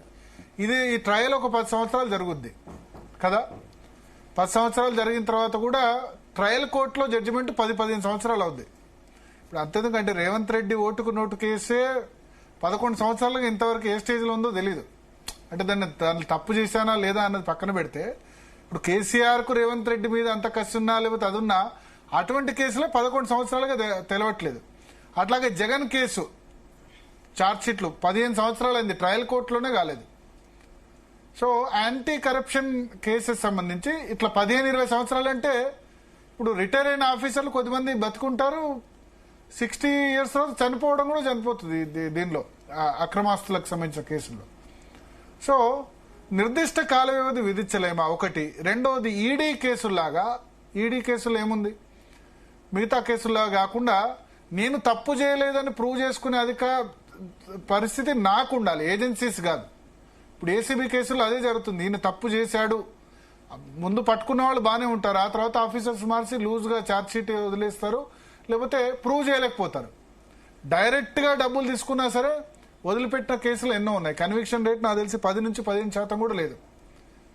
ప్లస్ సిబిఐ, సెంట్రల్ గవర్నమెంట్ ఉద్యోగులు 5,000 లంచం తీసుకున్నా దాన్ని కూడా సిబిఐ చేయాలి. సిబిఐ లాంటి పెద్ద ఏజెన్సీ అంటారు కదా, దానికి అసలు మెకానిజం ఎట్లా ఉండాలి? దీనిలో 3 విషయాలు గమనించాలి మనం భరత్. మొట్టమొదటిది మీరు అన్నట్టుగా ఎన్ఫోర్స్మెంట్ డైరెక్టరేట్ లాంటి వాళ్ళకు ఉన్నటువంటి అధికారాలని, విచక్షణని ఇచ్చే సంస్థ ఏర్పాటు చేస్తే బాగుంటుంది కదా, మాకు సహజంగా ఆశ కలుగుతుంది. ఖచ్చితంగా కొంతమేరకు చట్టంలో ఆ రకమైన అధికారాలు ఇవ్వాలి. కానీ ప్రజాస్వామ్య సమాజంలో ప్రజల హక్కులు, చట్టబద్ధ పాలన, ప్రజలను రక్షించడం కోసం కఠినమైన చట్టం, ఈ మొత్తానికి సమగ్రంగా సమన్వయం చేయాలి. అలా కాకుండా మీరు డ్యూ ప్రాసెస్ అనేది లేకుండా, చట్టబద్ధ పాలన గురించి లేకుండా మీరు ఏదో రకంగా శిక్షించే అధికారం మీరు ఇచ్చారనుకోండి. ఒక ఉదాహరణ చెప్తాను మీకు. మహతీర్ మహమ్మద్ అని గతంలో ప్రధానమంత్రి ఉండేవాడు మలేషియాలో. ఇప్పుడు 100 ఏళ్ళు వచ్చినాయి ఆయనకి, ఇంకా బతుకున్నాడు, ఇంకా రాజకీయంలో జోక్యం చేసుకుంటున్నాడు ఆయన. ఆయన రాజకీయ ప్రత్యర్థి ఒకప్పుడు తన శిష్యుడు, ప్రస్తుతం ఉన్న ప్రధానమంత్రి అన్వర్ ఇబ్రహీం, అతని మీద ఎన్ని కేసులు బనాయించారో, ఎన్నిసార్లు జైల్లో పెట్టారో మీరు ఊహించలేరు. శిక్షలు వేశారు, ఏమీ లేకపోతే స్వలింగ సంపర్కమైన మరొకటి అబద్ధపు కేసులు పెట్టి జైల్లో పెట్టారు. చివరికి ఆయన దేశం ప్రధానమంత్రిగా ఆమోదించింది. ఇవాళ ఇప్పుడు ప్రస్తుతం ప్రధానమంత్రి ఆయన. కనీసం 3 సార్లు ఆయన శిక్షలు పడి జైలుకి వెళ్ళాడు. ఎందుకని? పూర్తిగా ప్రభుత్వం చేతుల్లో, రాజకీయం చేతుల్లో ఈ నిర్ణయ వ్యవస్థ బందీ అయిపోయింది, కోర్టులు కూడా బందీ అయిపోయినాయి. అంచేత మనం కఠినంగా శిక్షించాలన్న ఆత్రంతో ప్రజాస్వామ్య ప్రక్రియను దెబ్బ కొట్టకూడదు. ఒక బ్యాలెన్స్ కావాలి. ఇక రెండోది మీరు అన్నట్టుగా బలమైన చట్టం అవసరం, నేను పూర్తిగా అంగీకరిస్తున్నాను. కానీ ఆ బలమైన చట్టంతో పాటు అది వచ్చిన మాత్రం చేత శిక్ష పడితే అనుకోపోకండి. మీరు చట్టంలో 90 రోజుల్లో అంటే ఇక్కడ ఒకటి సార్, ఈ ఆస్తులు నేను లీగల్ గా సంపాదించుకున్నానని ప్రూవ్ చేసుకునే బాధ్యత అతనికి ఇస్తే దానిలో అది తప్పలేదు, అది నేను ఒప్పుకుంటాను. ఒకసారి సంపాదన మించి ఆస్తులు గోడబెట్టినట్టు ఆ మేరకు ఆధారాలు, ప్రాథమిక ఆధారాలు ఉంటే తర్వాత రుజువు చేస్తున్న బాధ్యత ఖచ్చితంగా అధికారిది కావాలి, ఆ ఉద్యోగిది కావాలి.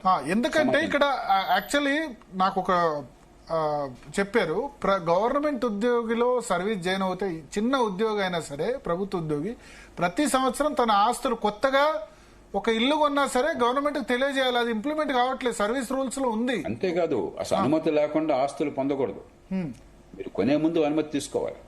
మరి ఎందుకు ఇంప్లిమెంట్ కావట్లేదు ఇది? ఎందుకంటే ఇప్పుడు కంచె చేని వేస్తుంటే పట్టించుకునేవాడు 180 మంది ఉద్యోగులు, అధికారులు కనీసం యాన్యువల్ రిటర్న్స్ కూడా దాఖలు చేయట్లా, ప్రాపర్టీ రిటర్న్స్. ఎందుకు చేయలేదని అడిగిన వాడు లేడు, వాడి మీద డిపార్ట్మెంట్ యాక్షన్ తీసుకున్న వాడు లేడు, విచారణ జరిపిన వాడు లేడు, శిక్షించిన వాడు లేడు. అందరు దీనిలో మేలకత్తైపోయినారు.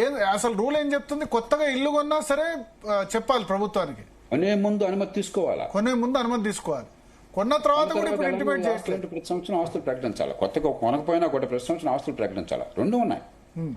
తాను తన కుటుంబ సభ్యులు కదా, అందరికి ఎంతమందికి వర్తిస్తుంది అన్నది తన మీద ఆధారపడ్డ కుటుంబ సభ్యులు, వాళ్ళు ఖచ్చితంగా కొనే ముందే మైనర్ పిల్లలు వగైరా అందరికి వర్తిస్తుంది. ప్రతి సంవత్సరం ఆస్తులు కూడా చెప్పాలా, ఫిక్స్డ్ డిపాజిట్లు ఎన్ని ఉన్నాయి ఇది కూడా ఉంటుందా? అంటే ఆస్తులు అంటే అది కూడా నగదు గాని, వస్తువు గాని, లేకపోతే స్థిరాస్తులు గాని, నగలు అన్ని చెప్పాలి. కాబట్టి కాగితం మీద ఉన్నాయి, కాగితం మీద ఉపయోగం ఉంది. మన దేశంలో కాగితం మీద చాలా చూపెడుతున్నాం. అందుకే 3వ అంశం నేరన్యాయ వ్యవస్థ. అందుకే మాలమత్ కమిటీ సంగతి చెప్పాను. నేరన్యాయ వ్యవస్థను మీరు బలోపేతం చేయకపోతే భారతదేశంలో అంత తక్కువ శిక్షలు ప్రపంచంలో ఎక్కడా లేవు. మనకి కేసులు నమోదైతే ఆ కేసుల్లో ఎవరో అమాయకులు లేకపోతే బేదలో వాళ్ళని కొట్టేసో లేకపోతే వాడి చిన్న చిన్న కేసుల్లోనో వాడు నేరం చేశాను ఒప్పుకుంటే తప్ప 100కి 10-11 కేసుల్లో మాత్రమే భారతదేశంలో శిక్షలు పడుతున్నాయి. ఇందాక మీరు అన్నట్టుగా ఆ శిక్షలు కూడా 10 ఏళ్ళు 15 ఏళ్ల తర్వాత. అలా కాకుండా వేగంగా, న్యాయంగా, సమర్థంగా న్యాయం అందించకపోతే, శిక్షలు పడకపోతే సమాజంలో నేరం చేస్తే భయం లేదు ఎవరికి. ఆ భయం పోవాలి. అది చిన్నది కావచ్చు, పెద్దది కావచ్చు. మీరు పంజగుట్ట చౌరస్తాలో ట్రాఫిక్ అఫెన్సెస్ ఉంటే మీరు పెనాల్టీలు వేయట్లా, పెనాల్టీ వేస్తే పెనాల్టీ వేవ్ చేస్తున్నారు. అదేదో మరి రాజకీయంగా ఓట్లు పోతాయనో మరో కారణంగానో. రేపు పొద్దున మరి ట్రాఫిక్ అఫెన్సెస్ ఎందుకు ఉండవు? చిన్నది కావచ్చు, పెద్దది కావచ్చు. తప్పు చేస్తే శిక్ష పడుతుందన్న భయం లేని వ్యవస్థ నిర్మాణం చేశాం.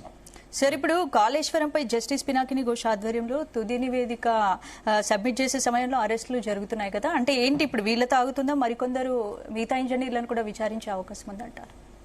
అది నేను చెప్పలేనమ్మా, ఎందుకంటే అక్కడ ఏ మేరకు సాక్ష్యాధారాలు ఉన్నాయో, ఎవరి మీద వాళ్ళు ఇన్వెస్టిగేట్ చేస్తున్నారో మనకు తెలియదు. కాబట్టి ఆ వివరాల్లోకి నేను వెళ్ళాను. కానీ 2 విషయాలు నాకు అర్థమైనంత వరకు, న్యాయ విచారణ కాళేశ్వరం ప్రాజెక్టు జరిగిన పొరపాట్లు, మరి కూలిపోయినటువంటి బ్యారేజ్ వగైరా ఉంది, దానివల్ల జరిగినటువంటి అనర్థము, అది జరగకుండా ఉండేందుకు ఏం చేయాలి, బహుశా అలాంటి విషయాల మీద ఉంటుంది. ఇవి క్రిమినల్ కేసులు. ఈ 2 వేరు. కాళేశ్వరం ప్రాజెక్టులో కీలకంగా పనిచేసిన ఇంజనీర్లందరికీ అంటే తప్పదనుకోవచ్చా, ఇబ్బందులు తప్పవనుకోవచ్చు? ఆ మాట నేను చెప్పలేను. ఎందుకంటే మన దేశంలో ఏనాడు ఏం జరుగుతుందో దేవుడికి ఎరుక. నిజంగా నేరం చేస్తే శిక్ష పడుతుంది, నేరం చేస్తే నిర్భయంగా విచారించే బలమైనటువంటి సంస్థ ఉన్నది, దానికి శక్తి సామర్థ్యాలు, నిజాయితీ, నిష్పక్షత ఉన్నాయని నమ్మకం ఉందనుకోండి, అప్పుడు మీరు నేను ఊహించగలం. మన దేశంలో అదేం లేదు. ఏలిన వారు తలుచుకుంటే ఏదైనా చేయొచ్చు. రేపొద్దు నీ గొడవ అంతా వద్దాయా, మీరు మూసేయండి అని చెప్పంటే మూసేస్తారు, ఏ కేసు ఉండదు. అంటే రేపేం జరుగుతుందో చెప్పే సాహసాన్ని నేను చేయను. కానీ ఏసీబీ కేసులు వేవ్ ఆఫ్ చేసే అధికారం ముఖ్యమంత్రికి ఉన్నట్టుంది, దాన్ని కూడా ముఖ్యమంత్రులు యూజ్ చేసుకుంటున్నట్టున్నారు. ఒకటి ఆ పని చేస్తున్నారు, అధికారుల మెప్పు పొందడం కోసం, వాళ్ళని తమ చెప్పు చేతులు ఉంచుకోవడం కోసం. లేకపోతే చట్టపరంగా చేయకపోయినా సరే ఏసీబీ డైరెక్టర్ ఎవరు నియమించేది? డైరెక్టర్ జనరల్ ని ఎవరు ట్రాన్స్ఫర్ చేసి, ఏసీబీ అధికారులు ఎవరు ట్రాన్స్ఫర్ చేసేది? వాళ్ళ భవిష్యత్తు ఎవరి చేతుల్లో ఉంది? ఒక మాట చెప్తే వినరా వీళ్ళు, వినకపోతే ట్రాన్స్ఫర్ చేయరా? అంచేత రేపేం జరుగుతుందో మనకు తెలియదు. దీన్ని జ్యుడిషియరీ కిందకి తీసుకురావచ్చా ఏసీబీ? నేను అందుకే చెప్పేది, ఈ ఏసీబీ లాంటి సంస్థల్ని, సిబిసిఐడిని కనీసం ఒక స్థాయి దాటిన నేరాల విషయంలో ప్రతి చిన్న నేరానికి ఆ పని చేయలేం మనం. 100కి 80 కేసులు చిన్న చిన్న కేసులు ఉంటాయి, పక్కన పెట్టండి. ఆ 100కి 20, 10-15 కేసులు కీలకమైన కేసులు ఉన్నాయే, ఆ కేసుల్ని ఏసీబీ తర్వాత సిబిసిఐడి వాటి చేతుల్లో పెట్టి విధిగా పెట్టిన తర్వాత ఇక వాటి మీద ఏ రకంగా కూడా మామూలు ప్రభుత్వం పెత్తనం ఉండే అవకాశం లేకుండా జ్యుడిషియరీని అక్కడ తీసుకురావాలి. మాజీ న్యాయమూర్తులు, ప్రస్తుత న్యాయమూర్తులను కూడా తీసుకోవచ్చు. అలాగే జ్యుడిషియరీ కూడా కరప్ట్ అయిపోతుంది. జస్టిస్ వర్మ కానీ ఇప్పుడు భారత్ అలా నిరాశపడిపోతే ప్రధానమంత్రి కరప్టు, మంత్రి కరప్టు, ఎంపీ కరప్టు, ఎమ్మెల్యే కరప్టు, అధికారి కరప్టు, కలెక్టర్ కరప్టు, అందరూ నాశనం అయిపోయారు. కరెక్ట్ కాదు ఇది వాస్తవం కాదు. అవినీతి కొన్ని చోట్ల ఉంది, జ్యుడిషియరీ కూడా ఉంది. అంతేగాని మన దేశంలో మన ఆత్మన్యూనతతో మనం తక్కువ చేసుకుని అంతా నాశనం అయిపోయిందని చెప్పంటే అది దానివల్ల ఫలితం రాదు. సమస్యలు ఉంటేనే వాళ్ళకి సంకల్పం ఉన్న వాళ్ళకి పరిష్కారాలు గోచరిస్తే వాటిని అమలు చేయాలి తప్ప ఏడుస్తూ కూర్చుంటే ఫలితం వస్తుందా? జ్యుడిషియరీలోనే తప్పులున్నాయి. నేను గట్టిగా దానికోసం పోరాడుతున్న కొద్ది మందిలోనే అవ్వకుండా బహిరంగంగా అంటే అర్థం జ్యుడిషియరీని అన్యాయం చేయమని కాదు. బలమైన, నిజాయితీ అయిన, స్వతంత్రమైన జ్యుడిషియరీ అవసరం దేశానికి. దాన్ని కాపాడుకోవాలి, దాని సామర్థ్యాన్ని పెంచాలి, నిజాయితీని పెంచాలి. అంతేగాని జ్యుడిషియరీ మీద నాకు ఇష్టం లేని ఏ పని చేసినా వాడికి అవినీతి అంటగట్టి జ్యుడిషియరీ అవినీతిగా ఉంది కాబట్టి అలా చేశారు, లేకపోతే ప్రభుత్వం అవినీతి ఉంది కాబట్టి నా మీద పడ్డారు, ఇలాగ మనం మాట్లాడుకుంటే బజార్లో మాట్లాడినట్టుగా చౌకపారుగా మాట్లాడితే దేశం నాశనం అయిపోతుంది. ప్రతి కేసులో కూడా కేసును తీసుకోండి, సాక్ష్యాలు తీసుకోండి, ఆ కేసుని సాక్ష్యాల ప్రకారం, తర్కం ప్రకారం నిర్దేశించండి. అంతే తప్ప అంత కూడగట్టేసి జ్యుడిషియరీ అంతా అన్యాయం అయిపోయింది, ప్రభుత్వాలన్నీ అవినీతిమయం అయిపోయినాయి, అధికారులంతా దొంగలైపోయినారు, రాజకీయం అంతా కూడా దొంగలమయం. ఇది దేశానికి చాలా నష్టం చేసేటువంటి చర్చ చాలా లోతైనది కావాలి, నిజాయితీ అయినది కావాలి, సాక్ష్యాల ఆధారంగా కావాలి, ఆత్మవిశ్వాసంతో ఉన్నది కావాలి, ఆశావాదంతో ఉన్నది కావాలి. ఇందాక చెప్పాను, ఎన్నో రంగాల్లో ఇదే దేశంలో ఇంత అవినీతి, ఇంత అక్రమ రాజకీయము, ఇంత అక్రమార్జన ఉన్న దేశంలో ఎన్నో రంగాల్లో అవినీతి తగ్గింది కదా గత 30 ఏళ్లలో. ఎలా తగ్గింది? పెరిగిన రంగాలు కూడా ఉన్నాయి కదా సార్. అంటే ఇప్పుడు అవినీతి రూపం మార్చుకుంటుంది. ఎగ్జాంపుల్ ఏంటంటే ఇంతకుముందు ఏంటంటే ప్రజల నుంచి డైరెక్ట్ గా వసూలు చేసేవాళ్ళు. ఇప్పుడు ప్రజల నుంచి వసూలు కాకుండా ఇప్పుడు భూములు కబ్జా, ల్యాండ్ కబ్జా చేసి politicians 100% Bharat, land, sand, mine, wine ఈ 4 మెయిన్ రిసోర్స్ అయినాయి. ప్రజలు ఏమనుకుంటారంటే మా జేబులోంచి డబ్బులు పోవట్లేదు కదా, గవర్నమెంట్ ల్యాండ్ కదా వాడు కబ్జా చేసేది అనుకుంటారు. మైనింగ్ తవ్వితే మాకే నష్టం, వైన్స్, లిక్కర్, శాండ్, ఇసుక తవ్వితే మాకే నష్టం. ఇట్లా పబ్లిక్ అదైపోయినారు. Main resource land. అంటే కరప్షన్ రూపం మార్చుకుంటుంది తప్ప. చాలా చాలా విలువైన మాట చెప్పారు. ఈ మాట మొట్టమొదటి దేశంలో ప్రయోగించిన నేను. The shape of corruption is changing, the form of corruption is changing అని చెప్పని. ఎక్కడైతే కొన్ని ద్వారాలు మూసేసామో మరికొన్ని ద్వారాలు ఓపెన్ అవుతున్నాయి. అదొక ఉదాహరణకు 2G స్పెక్ట్రమ్ ఉన్నది. ఆ 2G స్పెక్ట్రమ్ గొడవ వచ్చేదాకా నాకు కూడా తెలియదు స్పెక్ట్రమ్ ఒకటి ఉందని. ఆ స్పెక్ట్రమ్ని వాళ్ళంతా కేటాయిస్తారని, దానిలో డబ్బులున్నాయని నాకు తెలియదు అసలు. కొత్త ద్వారాన్ని ఓపెన్ చేశారు. ఎందుకని? Demand side. ఎప్పుడైతే మన వ్యవస్థలో అవినీతి లేకుండా మన వ్యవస్థని నిలబెట్టుకునే పరిస్థితి వచ్చిందో, అందుకే రాజకీయ సంగతి మాట్లాడింది. రాజకీయంలో ఖర్చు గురించి మాట్లాడిన కారణం అది. ఎప్పుడైతే మన రాజకీయం అవినీతి పునాదులు నిలబడుతుందో, ఓటు కొనుగోలు కోసం వేలాది కోట్లు అక్రమ ఖర్చు, లెక్కపెట్టిన ఖర్చు చూపెట్టాల్సి వస్తుందో, దాని పర్యవసానంగా ఇవన్నీ వస్తాయి. కాబట్టి వెంటనే చేయలేకపోయినా కూడా మనం ఖచ్చితంగా రాజకీయంలో అక్రమ ఖర్చు లేకుండా, 30-40 కోట్లు సొంత డబ్బు ఖర్చు పెట్టే అవసరం లేకుండా, అసలు అంత డబ్బు ఖర్చు అవసరం లేకుండా నిజాయితీగా ప్రచారం చేసుకుని ప్రజల ముందుకెళ్లి సమర్థులు, నిజాయితీ పరులు ఎన్నికే వ్యవస్థ నిర్మాణం చేయటం, అది ఫైనల్ గా పరిష్కారం అవుతుంది. కాబట్టి సమయం, సందర్భాన్ని బట్టి ఎక్కడ ఏది అవసరం ఉంటే అవకాశం తెచ్చేద్దాం. అంతేగా నిరాశకు మాత్రం తావులేదు. ఖచ్చితంగా దేశంలో అవినీతి మొత్తం మీద తగ్గుతోంది, ఎన్నో రంగాల్లో తగ్గుతోంది. మనం నిరాశ పడద్దు. నేను ఆశావాదిని. నేను అవినీతిని అరికట్టడంలో చాలా పోరాడిన వాడిని, చాలా రంగాలు విజయాలు సాధించిన వాడిని. ఉదాహరణకి ఇప్పుడు 2004, 2005, 2003, 2004, 1-2 ప్రాంతాల్లోనే నేను జస్టిస్ లక్ష్మణరావు గారు ఇద్దరం కలిసి పాదయాత్రలు చేసి అక్కడ అవినీతిని ఆపగలిగాం. ఏమైంది? కూకట్పల్లి ప్రాంతంలో అప్పుడు మున్సిపాలిటీగా ఉన్నప్పుడు ఏం చేశారు? ఈ బిల్డింగ్ రెగ్యులేషన్ స్కీమ్ ఒకటి, లేఅవుట్ రెగ్యులేషన్ స్కీమ్ ఒకటి ఉన్నాయి.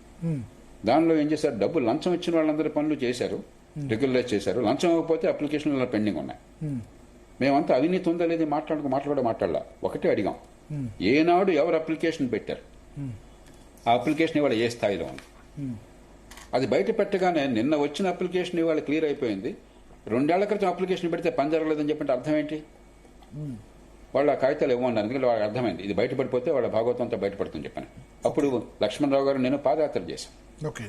ఇక మాత్రం ఒత్తిడి తట్టుకోలేక వాళ్ళు కాళ్ల బేరానికి వచ్చి తీసుకున్న లంచాలు తిరిగి ఇచ్చి ప్రతి వార్డులో ఒక మీటింగ్ పెట్టి అప్లికేషన్లన్నీ కూడా బహిరంగ విచారణలో ఏది క్లియర్ చేయాలో చేసేసి ఎందుకు క్లియర్ చేయకపోతే ఈ కారణంగా చేయలేకపోతున్నామని చెప్పాల్సి వచ్చింది. కాబట్టి మనకున్నటువంటి ప్రజాస్వామ్య అస్త్రాలని చట్టాలని చాలా జాగ్రత్తగా వాడుకోవాలి, లోతుగా ఆలోచించి వాడుకోవాలి తప్ప నిరాశ పడిపోయి అందరినీ ఒక ఘాటును కట్టేసి దేశం నాశనం అయిపోయిందని భావిస్తే మనం కూడా పరిష్కారంలో భాగం కాదు, సమస్యలో భాగం అవుతున్నాం. ఓకే సార్, ఇప్పుడు మీరు చెప్పారు బిల్డింగ్ సంబంధించి మేజర్గా పట్టణ ప్రాంత ప్రజలు కరప్షన్ ఇవే అంటే ప్రజలు ఇప్పుడు ప్రజల నుంచి కరప్షన్ అవుతుంది రెవెన్యూ డిపార్ట్మెంట్, పోలీసులు ఏంటంటే కేసుల విషయంలో అటువైపు తీసుకుంటారు ఇటువైపు తీసుకుంటారు. రోజువారీగా అవసరం revenue, municipality, municipal, town planning, police, ఈ మూడు మేజర్గా. ట్రాన్స్పోర్ట్ ఆల్సో అంతే కదా, ట్రాన్స్పోర్ట్ సామాన్య ప్రజల నుంచి. మున్సిపాలిటీ ఉదాహరణకు చెప్తాను నేను. ఇప్పుడు 2003-2004లోనే 2002-2003 ప్రాంతంలోనే మున్సిపల్ అడ్మినిస్ట్రేషన్ శాఖలో అప్పుడు ఉమ్మడి ఆంధ్రప్రదేశ్లో దేశంలో తొలిసారిగా ఒక సిటిజన్స్ చార్టర్ వచ్చింది. మున్సిపాలిటీ చేసే సేవలను 5 నిర్దిష్టంగా అప్పుడు మొదటి కాబట్టి 5 చేయండి అని కోరాను నేను. 5 ఐడెంటిఫై చేసి ప్రతిదానికి కాలపరిమితి పెట్టి ఆ కాలపరిమితి లోపల పని జరగకపోతే రోజుకు 50 రూపాయలు పరిహారాన్ని చెల్లించే ఏర్పాటు చట్టబద్ధంగా జరిగింది. తర్వాత దాన్ని పక్కన పెట్టాము, అది అమలైంది. కుతుపల్లాపూర్ మున్సిపాలిటీలో, గుంటూరు మున్సిపాలిటీలో, తణుకు మున్సిపాలిటీలో చాలా చోట్ల లోక్సత్తా ఆ రోజుల్లో మీరు కనుక పెనాల్టీ కనుక ప్రభుత్వ అధికారుల నుంచి వసూలు చేయగలిగితే ఎంత వసూలు చేస్తే అంత మ్యాచింగ్ గా నేను ఒక రివార్డు ప్రకటించాను. మీరు 100 రూపాయలు పెనాల్టీ చేస్తే 100 రూపాయలు ఇదిగో మీకు బహుమానం, 1000 రూపాయలు పెనాల్టీ వస్తే 1000 రూపాయలు బహుమానం చెప్పాను. ఒక ఉద్యమంలాగా వచ్చింది. దాన్ని కొనసాగించాల ప్రభుత్వాలు అప్పుడు ఆనాడు చేశారు. ఇప్పుడు ఒక్క సిటిజన్ చార్టర్ చూపెట్టిన ఆంధ్రప్రదేశ్లో కానీ తెలంగాణలో కానీ ఒక్క చార్టర్లో కూడా సకాలంలో పని జరగకపోతే ఇదిగో ఈ పరిహారాన్ని ప్రభుత్వం చెల్లిస్తుందన్న మాట లేదు. ఒక్క చార్టర్ కూడా లేదు. ఆయుధం ఉన్నది, చేయాలన్న కోరిక లేదు. కొంత ఏదో ఉంది కదా, సెల్ఫ్ రెగ్యులేషన్ పైన బీఆర్ఎస్ ప్రభుత్వం తీసుకొచ్చింది కదా, మేము వాళ్ళు సర్టిఫై చేసుకోవడం బిల్డింగ్ అనుమతులకు సంబంధించి. అందుకనే కొన్ని మంచివి. దానికి ప్రభుత్వం ఇన్స్పెక్షన్ రాజ్యం లేకుండా చేయడం మంచిది. కానీ ఒక అడుగు ముందుకేస్తే 2 అడుగులు వెనక్కి వెళ్ళిపోతుంది. 2003లోనే దేశంలో మొట్టమొదటి సిటిజన్ చార్టర్ వచ్చినటువంటి తెలుగు నేల మీద ఇవాళ ఒక్క సిటిజన్ చార్టర్ లో కూడా పరిహారం లేకుండా ఎందుకుంది? ఇంప్లిమెంట్ చేయట్లేదు. 20 ఏళ్లలో మరింత ముందుకెళ్లాలి కదా మనం. ఇంప్లిమెంట్ చేయట్లేదు. బ్రిటన్లో జాన్ మేజర్ అని ప్రధానమంత్రిగా ఉండేవాడు ఆయన. బ్రిటన్ ఆయన తీసుకొచ్చాడు 1997 ముందు తీసుకొచ్చాడు సిటిజన్స్ చార్టర్. ఓకే. దానివల్ల స్ఫూర్తిని పొంది నేను గట్టిగా దేశంలో కావాలని పోరాడింది. దేశంలో సిటిజన్ చార్టర్ ఉద్యమానికి కారణం నేను. దానిలో భాగంగా ఆంధ్రప్రదేశ్ లో అప్పుడు ఒక మంచి నిజాయితీపడిన అధికారి ప్రసాదరావు అని చెప్పాను, ఒక ఆయన సమర్థుడు నిజాయితీపడిన అధికారి, మున్సిపల్ అడ్మినిస్ట్రేషన్ కమిషనర్ ఉండేవాడు. ఆయన నా దగ్గర రాజమండ్రిలో మున్సిపల్ కమిషనర్ గా పనిచేశాడు. నేను ఆయన కోరాను, రిటైర్మెంట్ ముందు ఆయన మున్సిపల్ అడ్మినిస్ట్రేషన్ కమిషనర్ గా ఉంటే ఈ ఒక్క పని చేయండి, ప్రజలకు మంచి మేలు చేసిన వాళ్ళు అవుతారంటే చాలా మనసు పెట్టి చేశాడు ఆయన. తర్వాత కొనసాగించామా? లేదు. పరిష్కారాలు ఉన్నాయి. కాబట్టి నేను కోరేది పత్రికల్ని ప్రజల్ని కూడా మనం ఆర్భాటము ఆవేశం చాలదు, కొంచెం లోతుకెళ్ళాలి. ఆచరణ సాధ్యమైన పరిష్కారం అర్థం చేసుకుని కొంతమందినే గొంతు విప్పాలి. అందరికీ అర్థం కాకపోవచ్చు, కొంతమందినే గొంతు విప్పాలి, సంఘటితంగా గొంతు విప్పాలి, దాని మీద నిలబడాలి. ఖచ్చితంగా పని జరుగుతుంది. జరిగిన తర్వాత దాన్ని కొనసాగించే ఏర్పాటు జరగాలి. అప్పుడు కాలక్రమంలో ముందుకెళ్తాం. లేకపోతే ఏమవుతుంది, ఒక అడుగు ముందుకి 2 అడుగులు వెనక్కి అవుతాం. ఫలానప్పుడు జరిగింది, వెనక్కి వెళ్ళిపోయింది. మళ్ళీ పాలనా సమాచారం నేనే గట్టిగా తీసుకొచ్చాను దాన్ని పోరాడి. కొన్ని చోట్ల పనికి వస్తుంది, చాలా చోట్ల పనికి. సమాచార హక్కు చట్టం కోరలు బీకేసిన విధంగా అయిపోతుంది కదా, కమిషనర్ నియామకాలు చేపట్టలేదు. నిరంతర నిఘా ప్రజల నుంచి లేకుండా పరిష్కారాలు మనకు అర్థం కాకుండా 2 రకాలు ఉంది సమాచార హక్కు చట్టం. ఒకటి బ్లాక్ మెయిల్ కి యూజ్ చేస్తున్నారని ఒకటి అంటున్నారు, రెండోది కమిషనర్ల నియామకం ఆలస్యం చేసి ఆ విధంగా డిలే చేస్తున్నారు. కమిషనర్లుగా తమ వాళ్ళని పెట్టేసుకుంటారు సమాచార హక్కు చట్ట కమిషనర్. బ్లాక్ మెయిల్ అనేది నేను పెద్దగా ఒప్పుకోను భరత్. ఈ మాట ఆ రోజుల్లో కూడా చట్టం వస్తున్నప్పుడు కూడా చాలా వ్యతిరేకించారు. నేను కావాలని చెప్పిన చట్టంలో పెట్టింది ఎందుకోసం సమాచారాన్ని అడుగుతామని అడిగే ప్రశ్న నీకు లేదు, ఆ హక్కు నీకు లేదు. ఈ దేశ పౌరులకి ఈ దేశంలో ప్రభుత్వ యంత్రాంగం ఏం చేస్తుందో తెలుసుకునే హక్కు ఉన్నది. వాడేం చేస్తాడు ఆ సమాచారంతో నీకు అనవసరం. బ్లాక్మెయిల్ చేస్తే బ్లాక్మెయిలింగ్ కేసు పెట్టి వేరే శిక్షించండి, అంతేగాని దమ్మునుంటే. అంతేగాని ఈ వంక పెట్టి సమాచారం అందించకుండా చేయబోకండి. ఇక రెండోది, ఖచ్చితంగా ప్రభుత్వాలు తప్పులు చేసినాయి. కొంతకాలం పాటు, చాలా కాలం పాటు జాతీయ స్థాయిలో ఇన్ఫర్మేషన్ కమిషన్లు సరైన వాళ్ళు నియమించారు, కొన్ని రాష్ట్రాల్లో నియమించారు. కానీ చాలా రాష్ట్రాల్లో ఆశ్రితుల్ని, అవినీతి పరుల్ని కొన్ని సందర్భాల్లో సిగ్గువిడి చెప్తున్నాను. కొంతమంది చీఫ్ ఇన్ఫర్మేషన్ కమిషనర్ పక్కన కూర్చోవాలంటే నాకు చాలా సిగ్గేసింది. అవినీతి పరులు వాళ్ళ పక్కన నేను కూర్చోవడం ఏంటి? చీఫ్ ఇన్ఫర్మేషన్ కమిషనర్గా చేశారు. అలాంటి వాళ్ళని పెట్టి, ఎందుకంటే మొక్కుబడిగా వచ్చిన వాళ్ళు కూడా, అవినీతి లేని వాళ్ళు కూడా మామూలు కోర్టులాగా వాయిదాలు చెప్పిన 5 నిమిషాల్లో సెటిల్ కావచ్చు. ఇన్ఫర్మేషన్ కమిషన్ చేయవలసింది సమాచార హక్కుని తిరస్కరిస్తే కింది స్థాయిలో, 2 స్థాయిల్లో తిరస్కరిస్తే అప్పుడు ఇన్ఫర్మేషన్ కమిషన్ కోర్టులాగా కూర్చొని నిర్ణయం చేస్తుంది. 5 నిమిషాల్లో నిర్ణయం చేయొచ్చు. ఈ సమాచారం ఇవ్వదగ్గదా కాదా అని చెప్పిన చట్టం కింద. దానికి 6 నెలలు, సంవత్సరము వాయిదాల మీద వాయిదాలు కోర్టుల్లాగా. అధికార యంత్రాంగం కూడా వెళ్ళిన వాళ్ళు కూడా పనికి రాకుండా చేశారు. అంచేత చట్టాలు అవసరం. చట్టాలే కాదు, చట్టాలు స్ఫూర్తి కావాలి. ప్రజల్లో మరి సంఘటితంగా నిలబడే శక్తి కావాలా, విషయం అర్థం చేసుకునే పరిజ్ఞానం కొంతమందికైనా ఉండాలి పౌరులకి. వాళ్ళు నిలబడి పోరాడాలి దానికోసం. ఇవన్నీ సమకూరితేనే మనం మార్పులు మెయిన్ సార్ తీసుకురావాలి. అంటే ప్రధానంగా ఎదురవుతుంది అర్బన్ వాళ్ళకైతే ఇల్లు కట్టుకోవడంలో ఖచ్చితంగా మున్సిపాలిటీ వాళ్ళకి ఇవ్వాల్సిందే. లీగల్ గా కట్టుకుంటే, అంటే మై కొలీగ్ ఆల్సో ఫేస్డ్, నేను చెప్పాను మీరు లీగల్ గానే కడుతున్నారు కదా, ఎందుకు అంటే లేదు లీగల్ గా కట్టినా సరే ఇవ్వాల్సిందే, లేకపోతే ఏదో విధంగా ఇబ్బంది పెడతారు. ఆగండి మీరు అని చెప్పారు. ఆగండి మీరు అంటే ఆగితే డిలే చేశారు. ₹1,00,000 ఇస్తే పని అయిపోయింది, ఏం ఇబ్బంది పెట్టదు. అయితే ఆయన పై వాళ్ళకి చెప్పాను. పై వాళ్ళకి చెప్పినందుకు పై వాళ్ళతో కాకుండా కింది వాళ్ళకి ఇచ్చేదానికి మీరు అనవసరంగా పై వాళ్ళకి చెప్పారు. వాళ్ళకి చెప్తే ఇంకెక్కువ ఇవ్వాలని ఇంకా ఎక్కువ ఇవ్వాల్సిన సిచ్యువేషన్ ఉంది.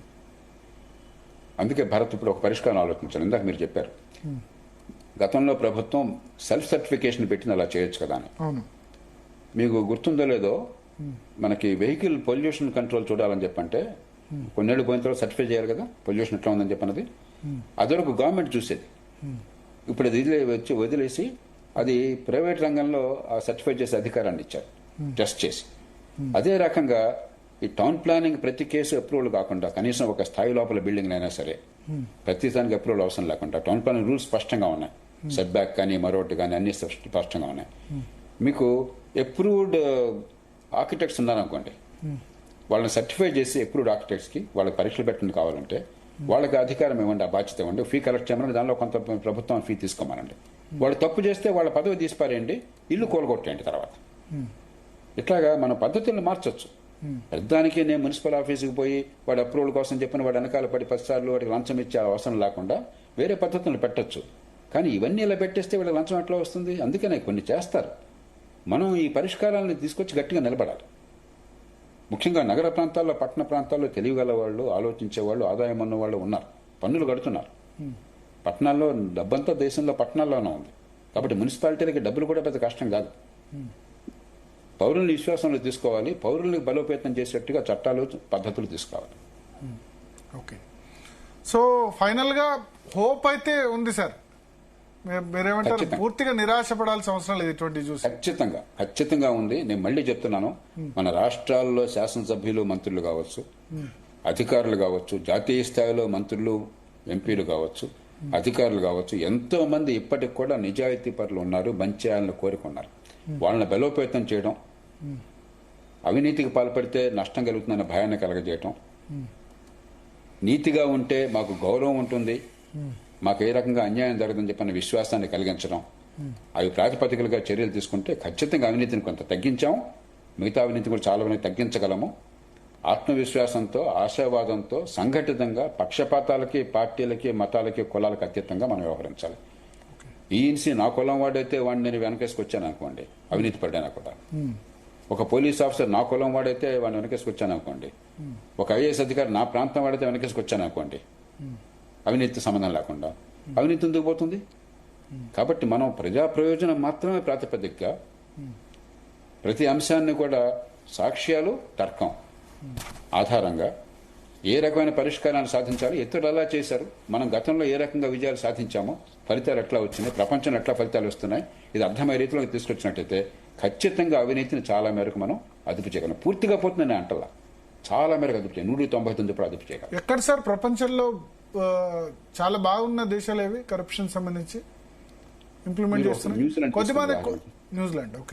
తీసుకోండి, స్విట్జర్లాండ్ తీసుకోండి, స్వీడన్, నార్వే, ఫిన్లాండ్ లాంటి దేశాలు తీసుకోండి, నెదర్లాండ్స్ తీసుకోండి, అవినీతి చాలా తక్కువ ఉంటుంది. ట్రాన్స్పరెన్సీ అసలు ఇంటర్నేషనల్ లో వీళ్ళ అధికారం ఉంటే అవినీతికి అవకాశం ఉంటుంది, కానీ అవినీతి చాలా దాదాపు అసాధ్యమైన పద్ధతి కల్పించారు అక్కడ. ఓకే, అంటే అవన్నీ చిన్న పాపులేషన్ కంట్రీస్ కదా, స్కాండినేవియన్ కంట్రీస్, అంతే 1-2 మనం ఇంత పెద్ద పాపులేషన్ పెద్ద తేడా లేదు భారత్. పద్ధతులు ఎలా పెట్టామని చెప్పండి. చిన్న దేశాలు, అవినీతి ఉన్న దేశాలు బోర్డు చూపెడతాను మీకు. ఎలాగైతే అవినీతి లేని దేశాలు ఉన్నాయో అవినీతి ఉన్న దేశాలు చాలా చూపెడతాం చిన్న పెద్ద. కాబట్టి చిన్న పెద్ద కొంతమంది గల్ఫ్ కంట్రీస్ ఎగ్జాంపుల్ తీసుకోమంటారు. గల్ఫ్ కంట్రీస్ లాగా కరప్షన్ కూడా ఉరిదీవాలి, నడి రోడ్డు మీద ఉరిదీవాలి. ఇదే పని సౌదీలోనో లేకపోతే గల్ఫ్ కంట్రీస్ లో చేస్తే ఉరిదీసేవాళ్ళు ఇట్లా మాట్లాడుతున్నారు. అది కరెక్ట్ సొల్యూషన్. చట్టబద్ధ పాలన లేకుండా ప్రజాస్వామ్య హక్కుల్ని కాపాడాలి.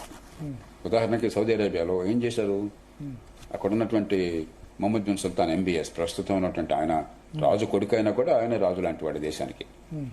ఆయన తన బంధువుల్ని, తన కజిన్స్ ని 100 మంది 200 మందిని అంతా హోటల్లో తీసుకొచ్చి బందీలు చేసి, మీరు 1000 కోట్లు డబ్బులు కక్కుతారా, మిమ్మల్ని అందరినీ జైల్లో పెట్టేయమంటారా, నీ ఇష్టం అన్నారు. అప్పటికప్పుడు $100 బిలియన్ డబ్బులు సమకూర్చారు. అది చట్టబద్ధ పాలన అవుతుందా? ఒక దేశాన్ని బాగు చేయాలంటే అది మార్గం అవుతుందా? ఈవేళ మీరు మంచి ఉద్దేశంతో చేయలేకపోతే దుర్మార్గం చేస్తే అడ్డక్కడ ఉంది. కాబట్టి మనం ఆ రకంగా ఆలోచించకూడదు. ఇది పూర్వకాలంలో దొంగతనం చేస్తే చేయి కోసేవాళ్ళు, అది కాదుగా పద్ధతి. ఈవేళ ఆధునిక పద్ధతుల్లో కొన్ని మానవ హక్కులు అంటే దుర్వినియోగం అయ్యే అవకాశం ఉంటుంది అంటారు, అంతేనా? ఖచ్చితంగా. సింగపూర్ లో అంటారు కదా, సింగపూర్ లో అవినీతికి ఉరిశిక్ష ఉంది అంటారు కదా. అవినీతికి ఉరి శిక్ష లేదు నాకు తెలిసినంత వరకు, నేను వెరిఫై చేస్తాను, కానీ కఠిన శిక్షలు ఉంటాయి. సింగపూర్ ఉదాహరణ చెప్తాను. సింగపూరు వ్యవస్థాపకుడు, ఆధునిక సింగపూర్ వ్యవస్థ లీ కువాన్ యూ, ఆయనకు అత్యంత ఆప్తుడైన సహచరి చిన్న తప్పు చేశాడు. పెద్ద తప్పు కూడా కాదు ఆయన చేసింది. ఆయన లంచం తినలా, మనం లంచం తీసుకుని పనిచేసి పెట్టలా. నిబంధనలకి వ్యతిరేకంగా ఎవరో ఆయన ఒక వెకేషన్కి, హాలిడేకి తీసుకెళ్తే వాళ్ళ డబ్బులతో, ఆ డబ్బులతో ఆతిథ్యాన్ని ఆయన స్వీకరించాడు. ఇంతే తప్పుదండి. వేరే వాళ్ళ డబ్బులతో ఆతిథ్యాన్ని స్వీకరించాడు. ఈయనకి అత్యంత ఆప్తులైన సహచరుడు. ఆయన చాలా సుదీర్ఘంగా ఆలోచించాడు లీ కువాన్ యూ. ఈ కేసులో కనుక నేను ఇతను వదిలేస్తే నేను ఒక సంకేతాన్ని ఇస్తున్నాను, అవినీతికి వ్యతిరేకంగా ఉన్నామన్నది ఊరికే పైన మాటలే, వీళ్ళకి కావలసిన వాళ్ళు, వీళ్ళ మంత్రుల్లో మరొకళ్ళు అయితే వాళ్ళని రక్షించుకుంటారని చెప్పిన భావం కలుగుతుంది. కాబట్టి ఎంత బాధ కలిగినా, అతను నాకు ఎంత ఆప్తుడైనా కూడా ఇతడి రాజకీయంగా ఇతన్ని సమాధి చేయడం అనివార్యము. అప్పుడు దేశం బాగుపడుతుందని చెప్పి ఆయన రాజకీయంగా సమాధి చేశారు. మీరు చెప్పేది కరెక్టే. సింగపూర్ లో అదేం లేదు, ఉరి శిక్ష లాంటిది ఏం లేదు. బట్ చాలా స్ట్రిక్ట్ లాస్ అయితే ఉన్నాయి, దానిలో ఉన్నాయి. ఖచ్చితంగా శిక్ష పడుతుందన్న భయం ఉన్నది. ఆ శిక్ష పడేది కూడా ఆశ్రిత పక్షపాతం లేకుండా, కులం, మతం, ప్రాంతానికి అతీతంగా సాక్ష్యాల ఆధారంగా పడుతుందని చెప్పిన నమ్మకం, ఆ భయం ఉన్నాయి. అది కావాల్సింది. Thank you sir, thank you very much. మీ అమూల్యమైన సమయం జీ తెలుగు న్యూస్ కోసం కేటాయించినందుకు. స్పందన, సో జయప్రకాష్ నారాయణ గారు చెప్పారు, నిరాశ పడాల్సిన అవసరం లేదు. కరప్షన్ కొన్ని రంగాల్లో తగ్గింది. ఇప్పుడు రాజీవ్ గాంధీ చెప్పేవాళ్ళు, 100 రూపాయలు పేదవాడికి కేంద్ర ప్రభుత్వం ఖర్చు పెడితే అది పేదవాడి దగ్గరికి వెళ్లేసరికి 15 రూపాయలు మాత్రమే అవుతుంది, మిగతా 85 మధ్యలో తినేస్తున్నారు అనేవాళ్ళు. కానీ ఇప్పుడు DBT, డైరెక్ట్ బెనిఫిట్ ట్రాన్స్ఫర్ వచ్చిన తర్వాత, డైరెక్ట్ గా బ్యాంక్ అకౌంట్ లో పడిన తర్వాత మోస్ట్ ఆఫ్ ది ప్రజలకి చేరాల్సిన డబ్బు డైరెక్ట్ గా చేరుతుంది. కరప్షన్ ఇంతకుముందు చెప్పినట్టు టెలిఫోన్ కు, గ్యాస్ సిలిండర్ కు డబ్బులు లంచం ఇవ్వాల్సి వచ్చేది, అవన్నీ అయింది. అయితే ఇప్పుడు కరప్షన్ రూపం మార్చుకుంటుంది. ల్యాండ్, శాండ్, మైను, వైన్ ప్రజల దగ్గర డబ్బులు లేకుండా చేస్తున్నారు. ఇక ప్రజల దగ్గర ఇప్పుడు ఇరిగేషన్ అధికారులు ఉన్నారు 3, మురళీధర్ రావు గాని, లేకపోతే నూనె శ్రీధర్ గాని, లేకపోతే హరిరామ్ గాని, వీళ్ళు ఇంకా అండర్ ట్రయల్సే కాబట్టి వీళ్ళు దోషులు అని చెప్పలేం. బట్ ఒకవేళ వీళ్ళ మీద నేరం ప్రూవ్ అయినా సరే ప్రజలకి పెద్దగా కోపం ఎందుకు రాదంటే వీళ్ళు ప్రజల దగ్గర డైరెక్ట్ గా కరప్షన్ చేయలేదు. ఆ కాళేశ్వరం ప్రాజెక్టు సంబంధించో లేదా అంతకుముందు ప్రభుత్వాలు, ఎందుకంటే వీళ్ళు 30 ఏళ్లుగా పైగా సర్వీస్ లో ఉన్నారు. రాజశేఖర రెడ్డి జలయజ్ఞం స్టార్ట్ చేసినప్పటి నుంచి ఇరిగేషన్ డిపార్ట్మెంట్ మొత్తం కూడా most of the influential position లో ఉండడంతో ఆ డిపార్ట్మెంట్ లో ఉన్న వాళ్ళకి ఒక అవకాశం వచ్చింది. దానిలో చాలా మంది ఆనెస్ట్ వాళ్ళు ఉన్నారు, లేరని చెప్పలేరు. సో అవకాశం వచ్చింది కాబట్టి అవకాశం వచ్చిన చోటల్లో వాళ్ళ కాంట్రాక్ట్లు, కమిషన్లు ప్రభుత్వాలు కూడా చూసి చూడనట్టు వదిలేసి, ఎందుకంటే ప్రభుత్వానికి కూడా ఇవ్వాలి. 6% కమిషన్ ఇరిగేషన్ కాంట్రాక్ట్ లో ఏ ప్రభుత్వం అయినా తీసుకుంటుంది. అది రాజశేఖర్ రెడ్డి అయినా, రోషయ్య అయినా, కిరణ్ కుమార్ రెడ్డి అయినా, కేసీఆర్ గవర్నమెంట్ అయినా, ఈ గవర్నమెంట్ అయినా 6% కమిషన్ అన్నది ఇరిగేషన్ కమిషన్ లో. ఎందుకంటే వాళ్ళు ఎలక్షన్ లో డబ్బులు ఖర్చు పెడుతున్నారు. రాజకీయ పార్టీలు ఎట్లా ఖర్చు పెడుతున్నారు? ప్రజలకు డబ్బులు వస్తున్నాయి కదా. కాళేశ్వరం ఫలితాలు ఎలా అంటే, కాళేశ్వరం ఫలితాలు ఈ విధంగా కూడా వచ్చాయి. కాళేశ్వరంలో వచ్చిన చాలా మంది అంటారు కాళేశ్వరం ప్రాజెక్ట్ ద్వారా అవినీతి చేశారని. ఆ అవినీతిలో నేనేమంటానంటే, కాళేశ్వరం అవినీతిలో ప్రజలు కూడా భాగస్వాములే అంట. మీకు మునుగోడులో ఓటుకు 6,000 రూపాయలు ఎక్కడి నుంచి ఇచ్చారు? హుజురాబాద్ లో ఓటుకు 5,000, 6,000 రూపాయలు ఎక్కడి నుంచి ఇచ్చారు అధికార పార్టీ? మొన్న 2023లో డబ్బులు ఎక్కడి నుంచి వచ్చాయి ప్రజలకు? ఓటు ఏమన్నా వాళ్ళని నోట్లు ప్రింట్ చేసి ఇచ్చారా? కాదు కదా. కాంగ్రెస్ అయినా బీఆర్ఎస్ అయినా ఇక్కడ కరప్షన్ చేసిన అమౌంటే కదా ఇచ్చింది. దానిలో మెజారిటీ కాంట్రాక్ట్లు పొందిన సంస్థ అటు బీజేపీకి ఇచ్చింది ఎలక్ట్రల్ బాండ్స్, కాంగ్రెస్ కి ఇచ్చింది, బీఆర్ఎస్ కి ఇచ్చింది. అన్ని పార్టీలకు అమ్మేసింది, చిన్న చిన్న పార్టీలు కూడా అమ్మేసింది. కాబట్టి ఎవరు నోరు మెదపరు. ఇప్పుడు మళ్ళీ బనకచర్ల అని మళ్ళీ 80,000 కోట్ల ప్రాజెక్ట్ అట. 80,000 కోట్లు ఇప్పుడే 80,000 కోట్లు అంటే 1,50,000 కోట్లు దాటుతుంది. సో కాంట్రాక్ట్ సంస్థలు డిసైడ్ చేస్తున్నాయి డిజైన్లు, ప్రాజెక్ట్ డిజైన్లు. So irrigation one of the most potential. డబ్బులు ఎక్కడైతే ఎక్కువ ఖర్చు పెడతారో, కానీ ప్రజలకు తెలియదు ఈ డబ్బు మాది కాదు కదా. ప్రజలు ఎక్కడ బాధపడతారంటే పోలీసు దగ్గర బాధపడతారు. ఇక్కడ పోలీసులకు డబ్బులు ఇవ్వాలి కేసులు ఎదుర్కొన్న వాళ్ళు. రెవెన్యూ, ల్యాండ్ సంబంధించిన ఇష్యూస్ లో రెవెన్యూ, దానిలో రెవెన్యూ డిపార్ట్మెంట్ మీద అందుకనే తీవ్రమైన వ్యతిరేకత. ట్రాన్స్పోర్ట్ లైసెన్స్ గానీ మిగతా విషయాల్లో చేయాలి. సో తర్వాత ఇల్లు కట్టుకునేందుకు పర్మిషన్స్, మున్సిపల్ గానీ వీటిలో మేజర్ కరప్షన్. మిగతా కరప్షన్స్ ప్రజలకు తెలియట్లే. అందుకని ఇప్పుడు వీళ్ళు 100 కోట్లు సంపాదించినా సరే ప్రజలకి పెద్దగా మాది కాదు కదా అనుకునే పరిస్థితి వచ్చింది. ఏంటి ఇంజనీర్ల వ్యవహారం ఎటువైపు వెళ్తుంది అసలు? ఎటువైపు అంటే, ఇప్పుడు ఈ ప్రభుత్వం వచ్చింది కాబట్టి వీళ్ళ మీద కేసు పెట్టారు. ఈ ప్రభుత్వం పోయి వేరే పాత ప్రభుత్వం వచ్చింది అనుకోండి, బీఆర్ఎస్ వచ్చింది అనుకోండి, వాళ్ళ గవర్నమెంట్ లోనే చేశారు కాబట్టి వాళ్ళు లూజ్ గా వదిలేస్తారు. పోనీ కాంగ్రెస్ ప్రభుత్వంలో చేసిన, కాంగ్రెస్ ప్రభుత్వంలో ఇప్పుడు కొల్లుడైన అధికారులు ఎవరైనా ఉన్నారనుకోండి, నెక్స్ట్ బీఆర్ఎస్ ప్రభుత్వం వచ్చి వాళ్ళ మీద ఆదాయానికి మించిన ఆస్తుల కేసు పెట్టే అవకాశం ఉంది. పూర్తిగా వాళ్ళకి వ్యతిరేకంగా చేసిన అధికారులు, పోలీస్ అధికారులు వాళ్ళ మీద పెడుతుంది. సో సిస్టమ్ లో మార్పు రావాలి. అండ్ నేనైతే పొలిటికల్ కరప్షన్ వేరుగా చూస్తే, ఈ కరప్షన్ వేరుగా చూస్తా. రెండింటిని రాజకీయ కరప్షన్ నేను సమర్థించట్లేదు, కానీ రాజకీయ నాయకులు ఆ సంపాదించిన డబ్బుని మళ్లీ తిరిగి ఎలక్షన్ లో గెలిచేందుకు ప్రజలకు ఖర్చు పెడుతున్నారు, ప్రజలకు పార్టీ కార్యకర్తలు ఖర్చు పెడుతున్నారు. ఈ అధికారులకే అవసరం లేదు. వాళ్ళ 10, 15, 20 తరాలకు మించి సంపాదిస్తున్నారు. సమాజంలో అన్రెస్ట్ వస్తుందండి ఇట్లా జరిగితే గనక. సమాజంలో నిరుద్యోగులు అన్రెస్ట్ వస్తుంది. ఒక్కడే ఇంత తారతమ్యాలు ఉంటే, ఒకడు 500 కోట్లు ఉండి ఇంకోటి రోజుకు 500 రూపాయలు కూడా సంపాదించలేని సిచ్యువేషన్ లో ఉంటే అన్రెస్ట్ వస్తుంది. డెఫినెట్ గా రాకుండా ఉండదు. సో చిన్న బ్రేక్ తీసుకుందాం. బ్రేక్ తర్వాత